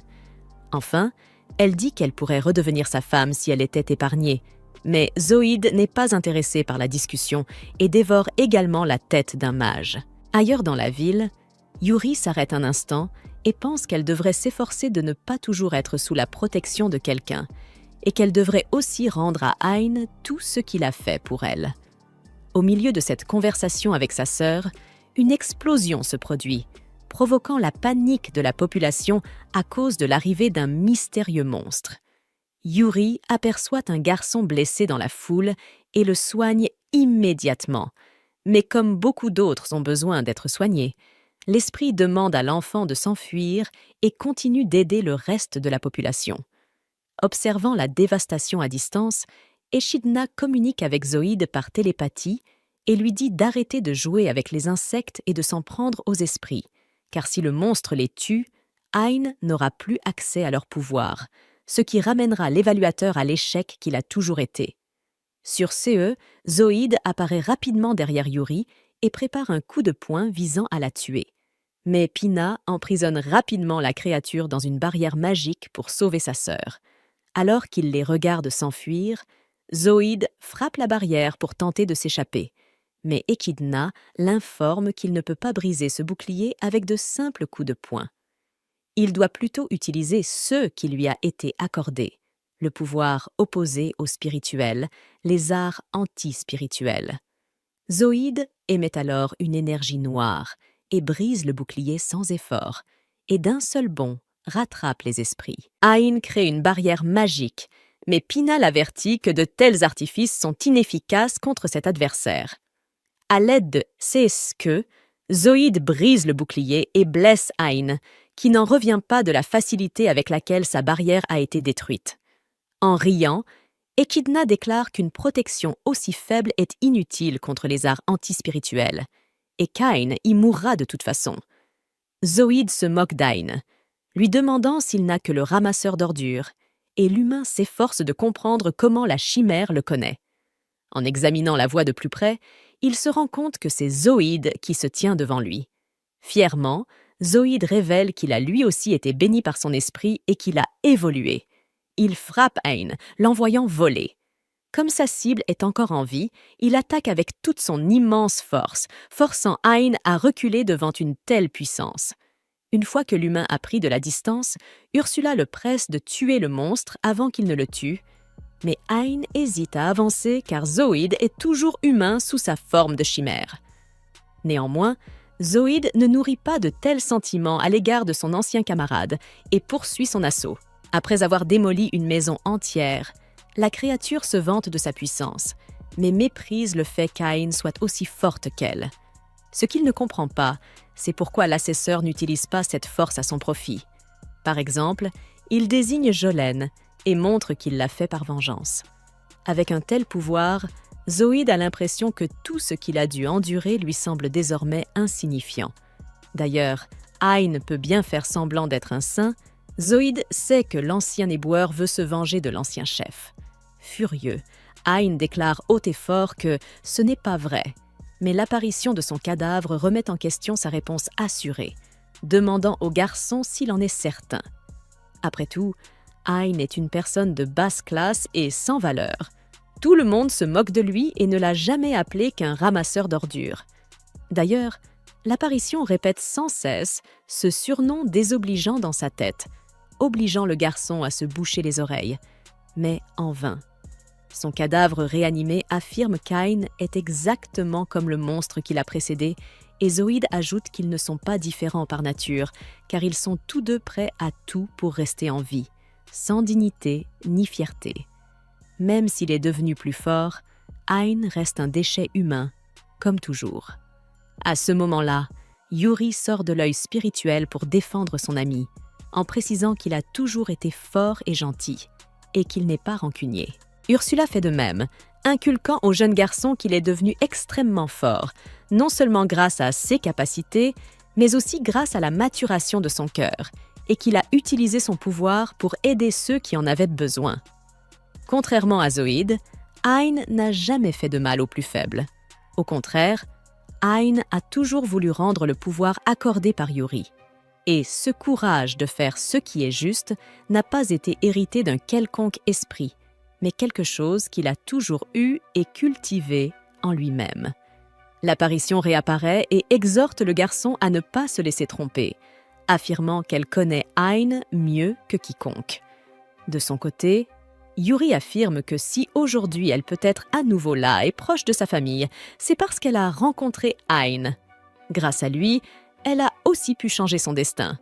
Après avoir entendu ces mots, Ain s'effondre en larmes, réalisant qu'il est vraiment devenu fort. Cependant, Zoïde et l'apparition insistent sur le fait que l'humain n'est rien d'autre qu'un ver inutile.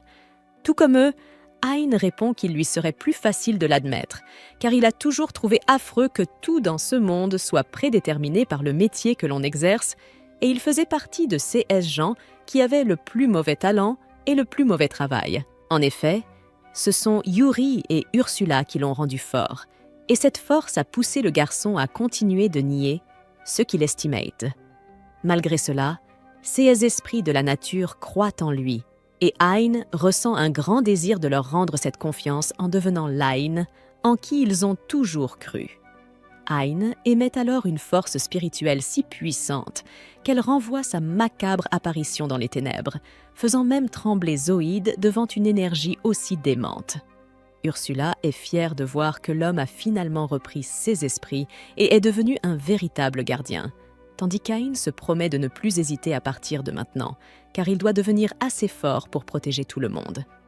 Alors que l'homme reconnaît sa force, Ursula lui apprend qu'il est désormais capable d'utiliser 100% de la puissance de l'esprit. Croyant toujours en sa force, Zoïde ignore l'événement et attaque, mais Hein repousse le monstre d'un coup de poing si puissant qu'il le projette à une distance incroyable. Insatisfait, Zoïde charge à nouveau son adversaire, qui érige à nouveau une barrière magique, imaginant que ce coup serait aussi futile qu'à l'accoutumée. Le monstre pensait briser facilement le bouclier comme les autres fois, mais son coup s'est avéré inefficace. Ursula explique que la bénédiction reçue par Zoïde semble n'être que de 10%, ce qui signifie qu'il est désormais le jouet d'Ain. Il n'est pas à la hauteur d'Ain. Désespéré, Zoïde demande plus de puissance à l'esprit de la nature qui l'a aidé, et Echidna, en effet, accorde plus de force à la chimère, qui subit une réaction encore plus étrange dans son corps. Bavant, le monstre affirme qu'il est le plus fort, et fort de cette confiance, il reprend l'offensive contre Hein, qui conjure son épée et promet d'en finir en émettant une énergie bleue autour de son corps. Bientôt, alors que Zoïde s'approche, l'humain porte le coup fatal qui désintègre définitivement la chimère.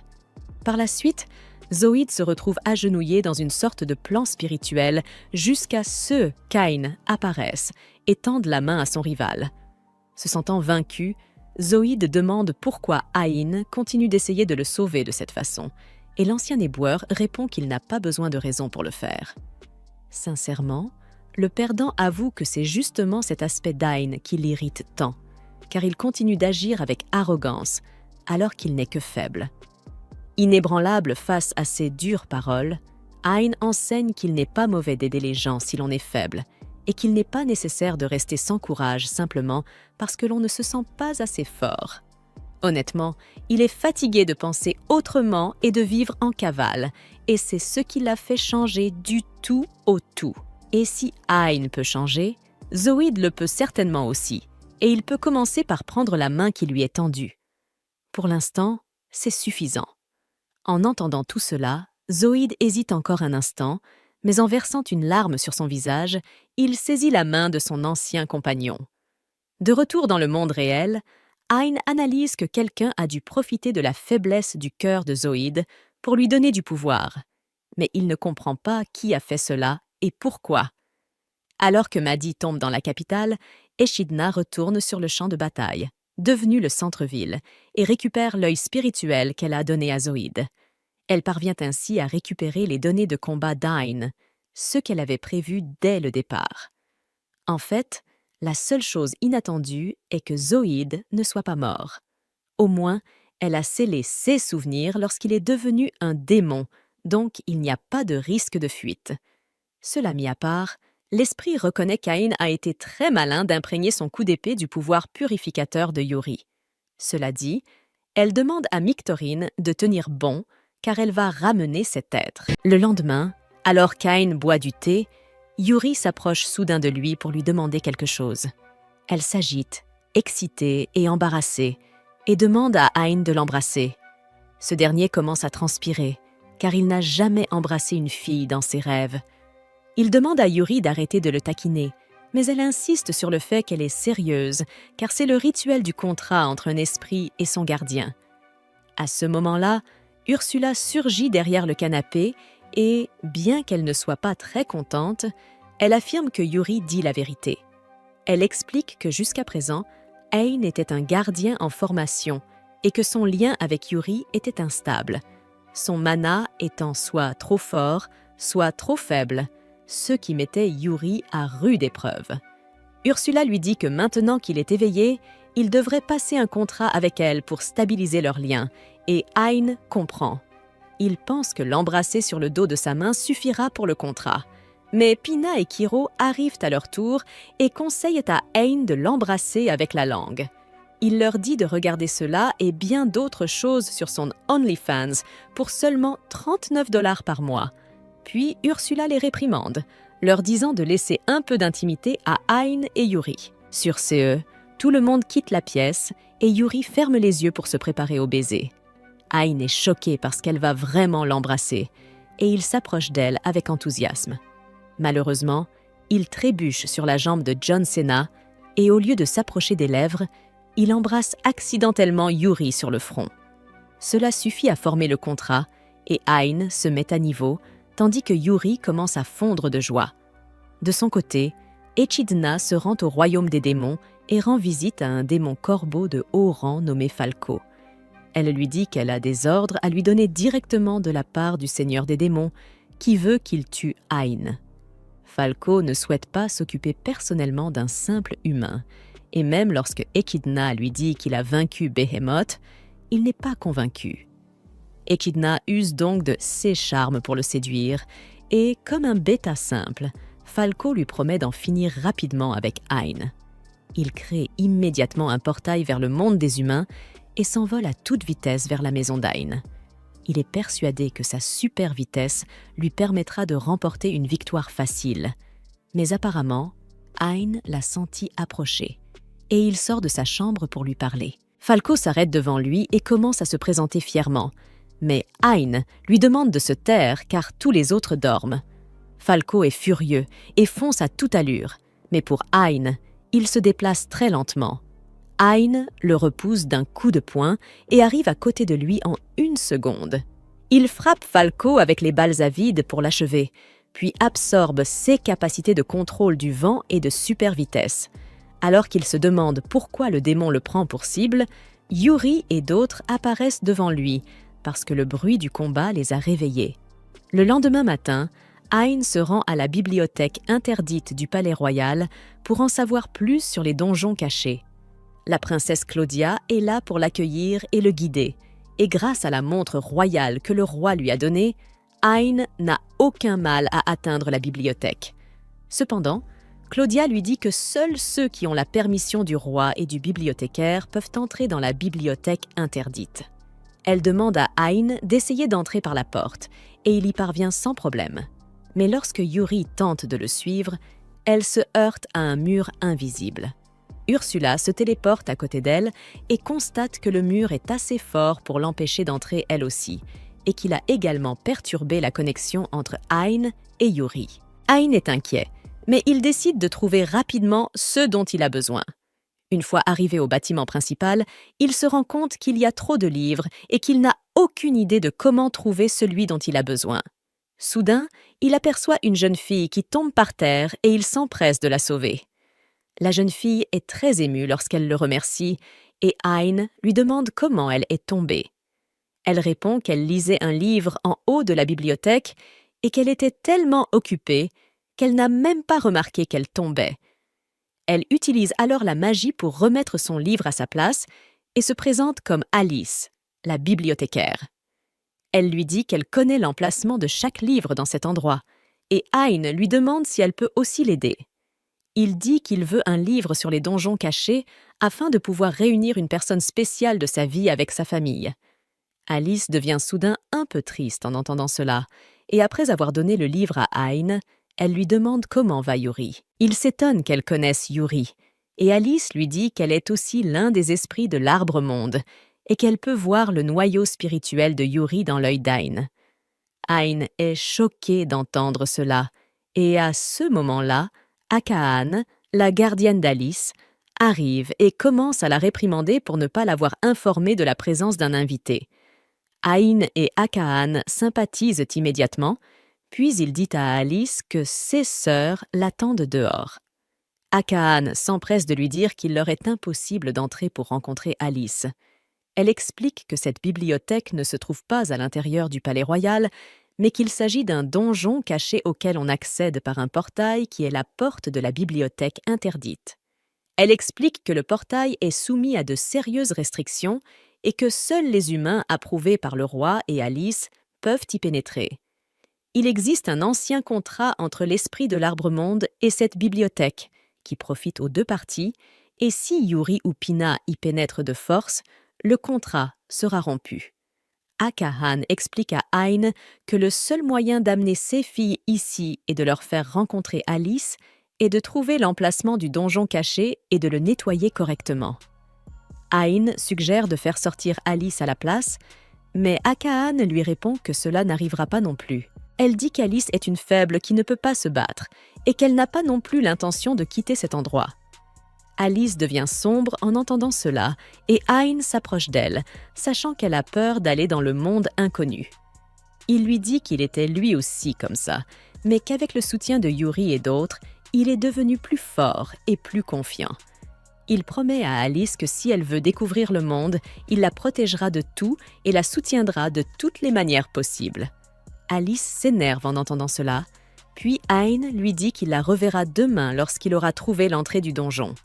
Le lendemain, alors qu'Aka'an toilette Alice, elle lui demande si elle veut sortir. Elle sait qu'Alice a peur, mais il est facile de lire sur son visage qu'elle aime Ain. Alice lui dit qu'elle est tombée amoureuse d'Ain au premier regard et que tout ce qui s'est passé est exactement comme dans les livres qu'elle a lus. Cependant, elle n'est toujours pas sûre de devoir sortir avec Ain et Aka'an l'encourage à faire le saut de la foi. Elle lui demande de faire confiance à Ain et de l'accompagner, car même si les choses ne se passent pas bien, elle pourra toujours rentrer chez elle. À ce moment-là, Ain entre dans la bibliothèque par le palais royal, car il n'a pas trouvé l'entrée du donjon caché dans le livre. Aka'an tape dans le dos d'Alice en lui disant de faire confiance à Ain, et la jeune fille timide lui demande de l'emmener dans le monde extérieur. Ain la soulève immédiatement dans ses bras et saute aussi haut qu'il le peut, sortant de la bibliothèque et débouchant dans le donjon caché qui la surplombe. Aka'an le suit également et donne à Ain le noyau spirituel d'Alice pour qu'elle puisse l'accompagner et crée un clone pour l'accompagner puisqu'elle ne peut pas se téléporter comme Ursula. Ain et les filles commencent alors à explorer le donjon caché et il doit porter Alice sur son dos pendant la moitié du trajet à cause de son manque d'endurance. Il combat les monstres du donjon même sans l'aide d'Ursula, et bien qu'il ait un peu de mal à se battre contre le boss samouraï, il le vainc lui aussi. Ils atteignent la sortie, et Alice semble un peu contrariée car elle pense qu'Ain ne la portera pas une fois à l'extérieur. Il lui dit qu'elle peut toujours lui demander de la porter, et voyant Alice si heureuse, Aka'an commence à s'extasier devant leur idylle naissante. Bientôt, ils arrivent chez Ain, et Yuri se précipite pour serrer Alice dans ses bras, mais celle-ci la repousse parce qu'elle n'aime pas que les gens la touchent. De son côté, Ursula se raidit devant Aka'an parce qu'elle est son aînée dans la hiérarchie des gardiens. Ensuite, Yuri embrasse Ain pour avoir amené sa sœur aînée à l'extérieur, ce qui rend Alice jalouse. Pina s'en aperçoit et pour inciter Alice à agir, elle serre également Ain dans ses bras.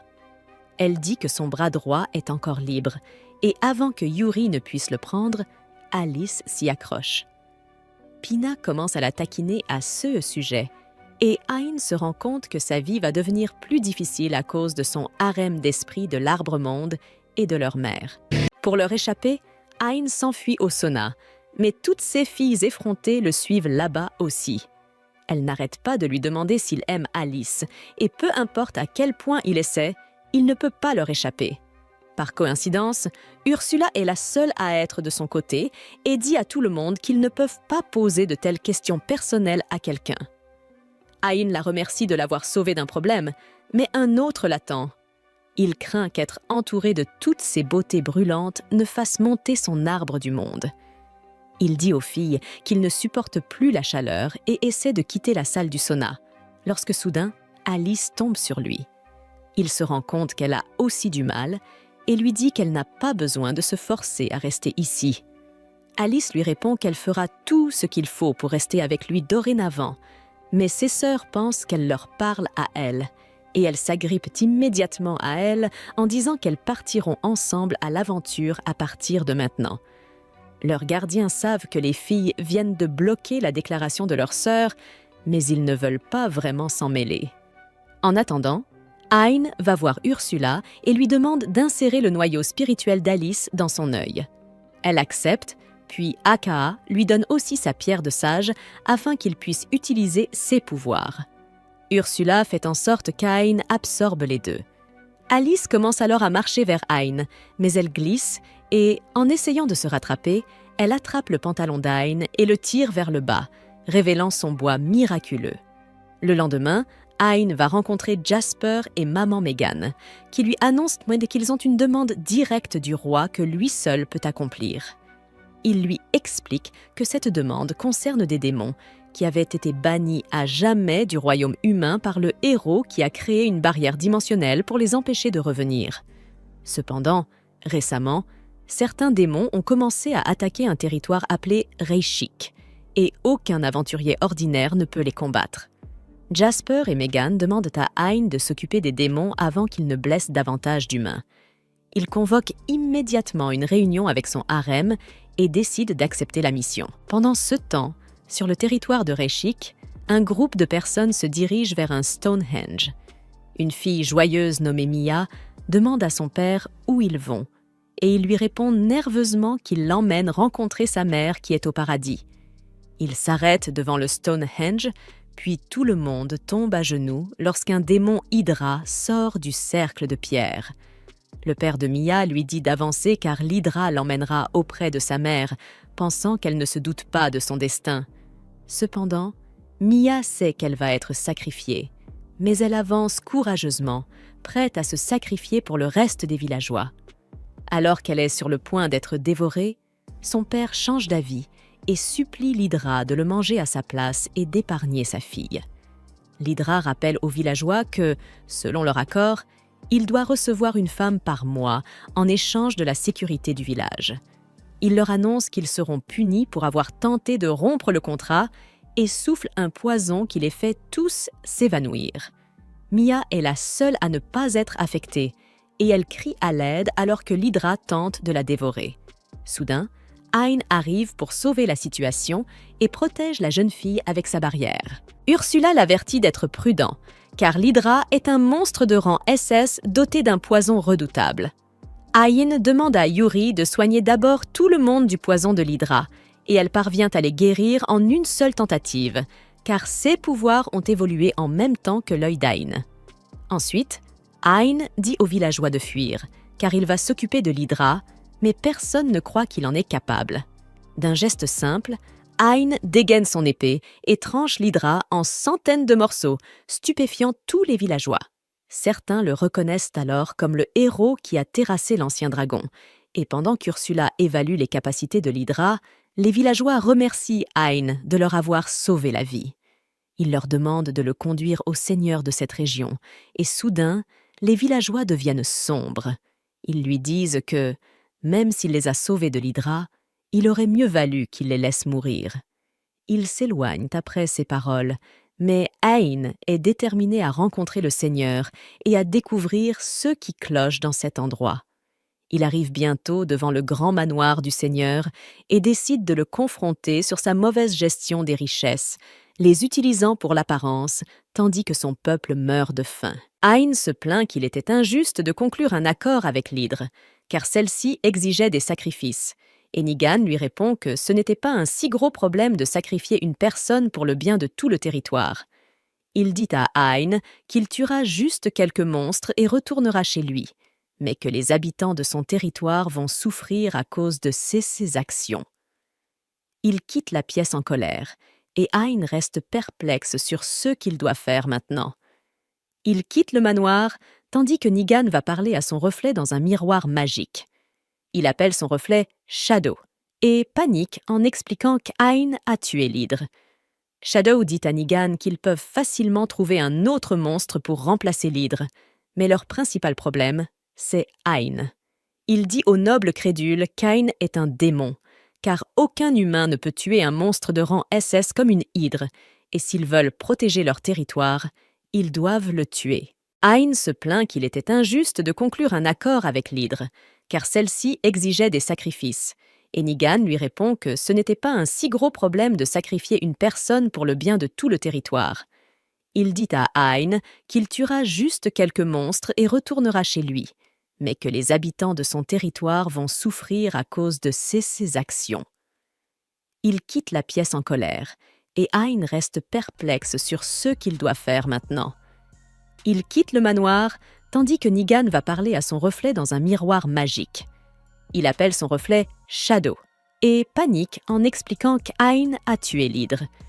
Shadow dit à Nigan qu'ils peuvent facilement trouver un autre monstre pour remplacer l'hydre, mais leur principal problème, c'est Ain. Il dit au noble crédule qu'Ain est un démon, car aucun humain ne peut tuer un monstre de rang SS comme une hydre, et s'ils veulent protéger leur territoire, ils doivent le tuer. Nigan lui accorde sa confiance et va de l'avant pour organiser la mort d'Ain, tandis que Shadow rit, disant que les humains sont faciles à manipuler et qu'après avoir effectué encore un peu plus de préparation, il sortira du miroir et possédera le corps de Nigan. De son côté, Ain constate que le mur du village est terriblement endommagé et qu'il n'y a aucun garde stationné là-bas. Il essaie de poser des questions aux villageois à propos de Nigan, mais dès qu'ils entendent son nom, ils s'enfuient. Ain se rend compte que tout le monde a peur de Nigan et il essaie de trouver un indice qui pourrait l'aider. Il trouve bientôt un homme découragé assis seul, fixant son champ ravagé par les monstres dès la mort de l'Hydra. Il lui dit de retourner d'où il vient, car des gens comme lui ne peuvent absolument pas les aider. Ain prend cela personnellement et utilise immédiatement sa magie pour préparer le champ, puis plante des graines magiques pour faire pousser des légumes instantanément. Ensuite, il utilise la magie de la terre pour créer un mur épais et haut autour de la zone afin d'empêcher les monstres d'y entrer. Le fermier est choqué de voir cela, et Ain lui dit qu'il est trop tôt pour qu'il abandonne sa vie. Il lui demande de lui permettre d'aider ce village, et l'homme se met à rire, car ses paroles lui rappellent le père de Nigan, l'ancien seigneur. L'homme raconte que l'ancien seigneur était une personne gentille et courageuse, mais dès qu'il est mort et que son fils a pris le pouvoir, tout a empiré.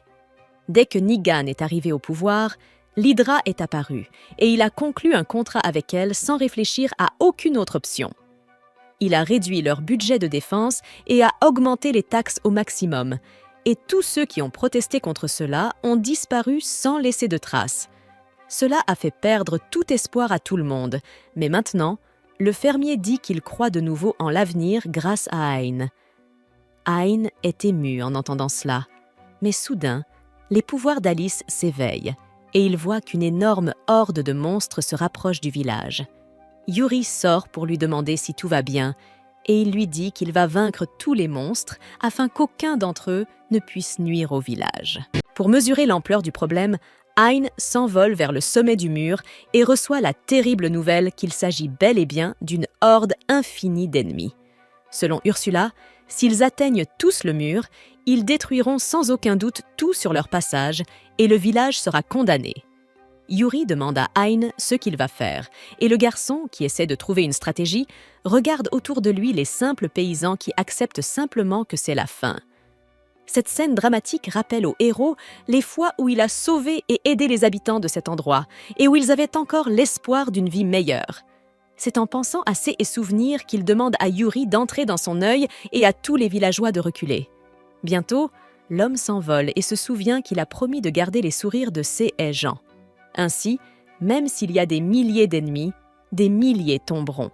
Sur ce, le guerrier libère la balle en spirale sur la horde de fous, mais le nombre est si grand que perdre quelques-uns d'entre eux ne semble pas faire de différence. Comme si cela ne suffisait pas, les monstres font preuve d'une grande habileté en travaillant en équipe pour sauter à la hauteur d'Ain. Utilisant l'élan des corps de leurs alliés, ils gagnent du terrain jusqu'à ce qu'ils atteignent leur cible.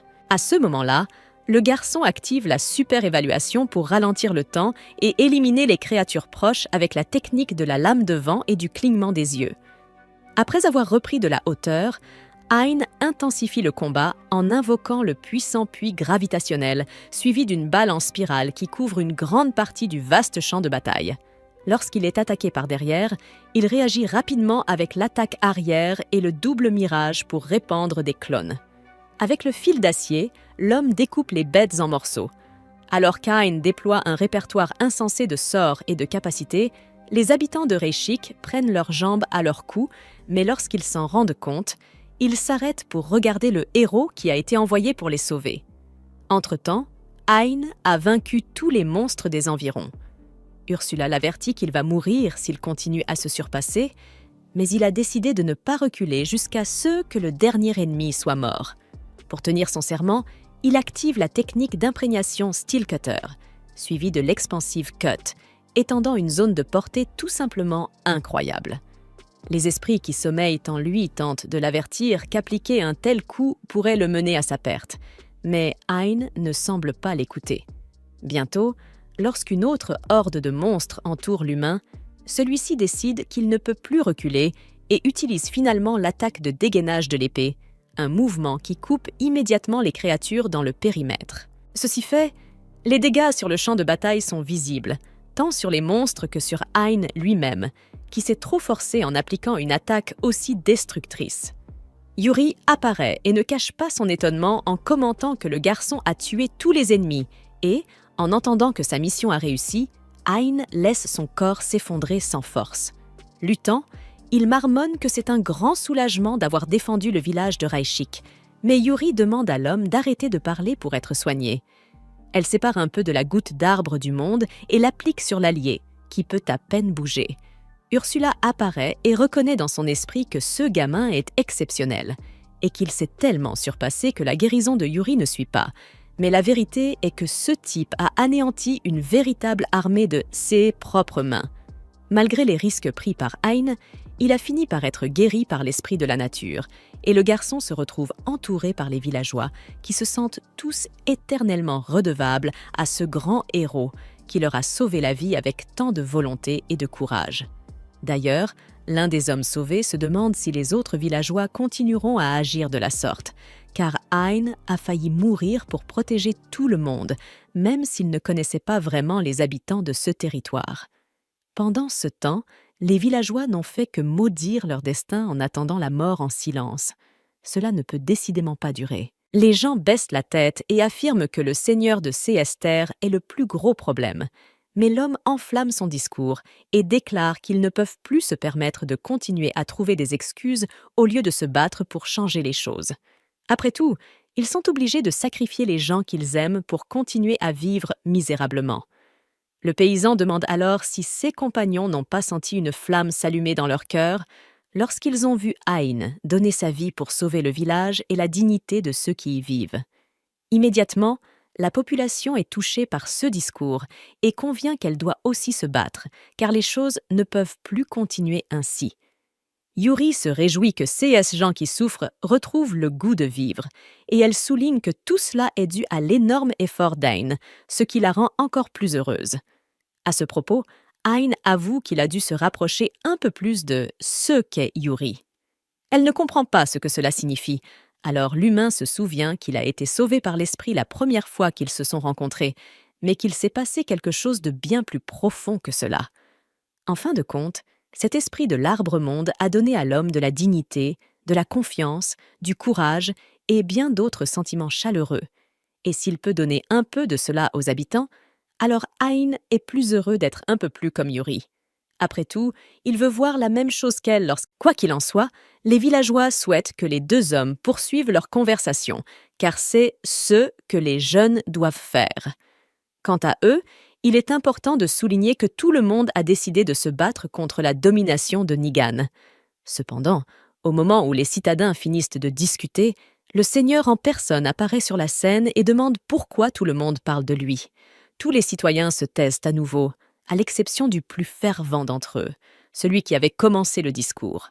Il fait comprendre que le peuple de Reishik ne restera plus aux pieds du noble. ce qui pousse ses compagnons à dénoncer en chœur la corruption du maître des lieux. Avec son cynisme, Nigan répond qu'ils ont tous été trompés car Ain est en fait un démon, ce qui est évident, qu'aucun humain ne peut vaincre à lui seul une hydre et une horde de monstres. En d'autres termes, c'est le plan du démon depuis le début. Monter la population contre son véritable maître afin qu'il puisse dominer Reishik. Néanmoins, le Seigneur promet de protéger tout le monde comme il l'a toujours fait. Cependant, ce discours semble futile, car le peuple montre qu'il préfère qu'un démon comme Ain soit au pouvoir, plutôt que de continuer à se soumettre à quelqu'un comme Nigan. De son côté, le jeune seigneur ne comprend pas comment ils peuvent le traiter de la sorte, car dans son esprit, tout ce qu'il a fait, c'est protéger ses terres. Le problème, c'est que les roturiers ne se sentent pas concernés par la mission du noble de protéger le territoire, car ils ne sont que des jouets à sacrifier, alors que ce qui compte, c'est la terre que le Seigneur veut garder sous son contrôle. Ils ont besoin de quelqu'un qui se battra à leur côté, comme l'a fait le père de Nigan. En entendant parler de son père, Nigan subit un choc émotionnel qui provoque une douleur atroce dans son corps. Désespéré, le jeune homme demande à l'ombre de le conseiller sur la façon de gérer l'incrédulité des gens. Ain remarque l'amulette que le noble tient et utilise l'évaluation pour découvrir les attributs de l'objet, mais un sort de dissimulation l'en empêche, comme ce fut le cas avec Zoïde. L'ombre, qui surveille tous les mouvements à l'intérieur, sourit et note qu'il est temps de passer à l'étape suivante. Ain se précipite pour avertir Nigan qu'il s'est mis dans une situation délicate, mais le garçon finit par être avalé par des ombres qui l'emmènent dans un environnement lugubre. Il lui demande ce qu'il doit faire, et l'ombre lui dit qu'il doit faire exactement ce qu'il dit, car s'il suit ses conseils, toute la douleur disparaîtra. Sur ce, l'ombre ordonne à Nigun de tuer tout le monde, car ceux qui ne lui obéissent pas ne servent à rien et doivent être tués, comme ce qui est arrivé au père du garçon. Nigun se souvient que son père était malade, mais l'ombre se moque de la naïveté du garçon et lui révèle la vérité. Dans la scène suivante, nous retournons dans l'enfance de Nigun, un jour où le garçon rejoint son père dans les champs et lui demande s'ils peuvent faire une pause ensemble. Après le travail, le propriétaire reçoit les remerciements d'un habitant qui l'a aidé, car c'est un honneur pour lui que le seigneur de Reishik assiste personnellement un simple paysan comme lui. Quoi qu'il en soit, le père de Nigun était humble et pensait que tout le monde devait s'entraider, car le village appartient à tout le monde et est fait pour tout le monde. En effet, cet homme était aimé de toute la population, et son fils ressentait une immense fierté en constatant jour après jour que son père n'était ni arrogant ni imprudent, et rêvait de lui ressembler un jour. Désireux d'atteindre ce niveau, l'enfant court pour offrir son aide, mais trébuche sur une pierre et tombe au sol. Le couple s'inquiète pour le jeune garçon qui semble à nouveau malade, bien que Nigun promette que sa fièvre est tombée. Son père lui dit d'aller jouer avec ses amis, frustrant ainsi le garçon de son désir d'aider au travail. Mais l'adulte lui fait comprendre que le travail d'un enfant est de jouer. Nigun aborde donc d'autres enfants et demande à jouer avec eux, mais il rejette le fils du seigneur parce qu'il a la réputation, au sein de la population, d'être atteint d'une maladie contagieuse, ce qui finit par isoler Nigun des autres enfants et le prive d'amis.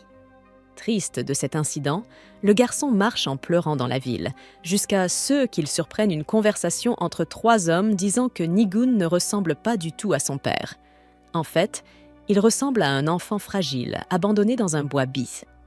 En entendant ces mots, Nigun se met à courir de colère, mais finit par tomber directement dans une flaque d'eau, ce qui accroît sa douleur. Maintenant, il est sûr qu'il n'est pas le fils de son père, et que c'est pour cela qu'il est si faible et qu'il ne sera jamais comme lui. Soudain, les larmes du garçon qui tombe dans la flaque deviennent aussi sombres que la nuit, jusqu'à ce qu'une voix émerge du reflet de l'eau et dise que peu importe que Nigun ne soit jamais comme son père, pourvu qu'il soit lui-même et qu'il fasse les choses à sa manière. Nigun est curieux de cette figure intéressante qui lui ressemble tant et pose une série de questions pour savoir de quoi il s'agit.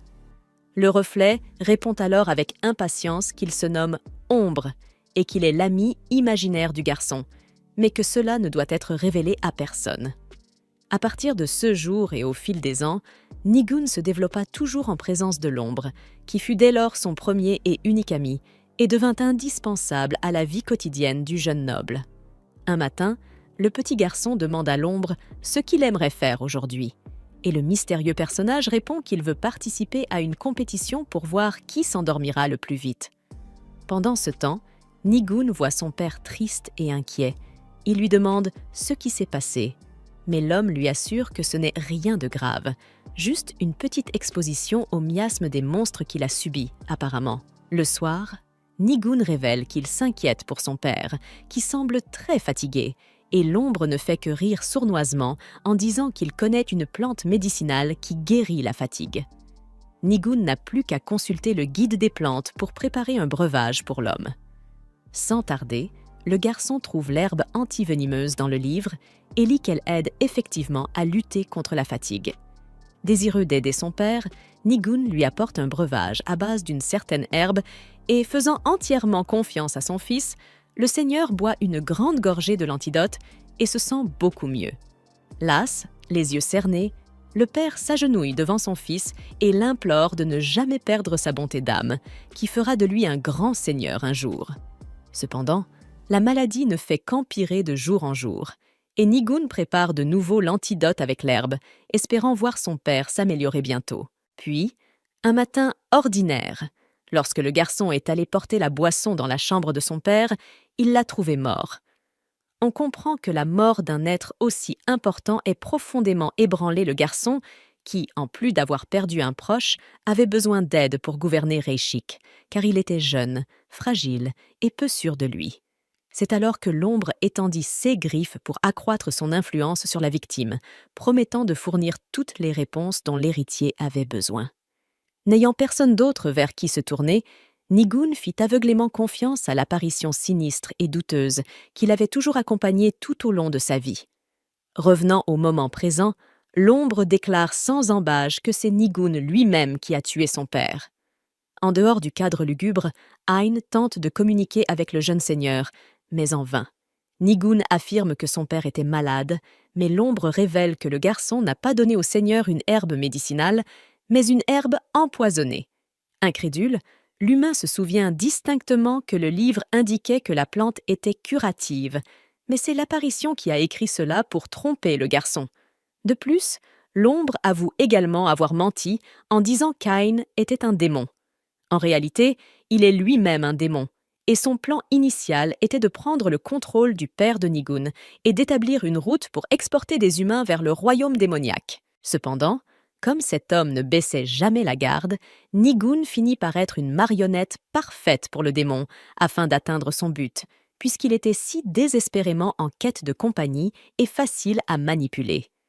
Grâce au jeune seigneur, l'ombre parvint à envoyer de nombreux humains dans le royaume démoniaque. Au fond, Nigun pensait aider son père, mais il l'a conduit à la tombe. De plus, bien qu'il n'ait aucun lien de sang avec le vieux seigneur, le garçon a quelque chose en commun avec lui. Tous deux sont des imbéciles. Enfin, le démon souligne que l'humain est faible de corps et d'esprit, ce qui fait de lui la pire personne pour diriger une région. À cet instant, Nigun pousse un cri de désespoir et de douleur, tandis que l'ombre qui enveloppe le garçon se dissipe et laisse apparaître Ombre, qui prétend ne faire qu'un avec son vieil ami. Observant la scène grotesque, Ain demande qui est cet être, et celui-ci se présente comme un vicomte parmi les 5 classes de la noblesse démoniaque. Il s'appelle Ombre, le séducteur.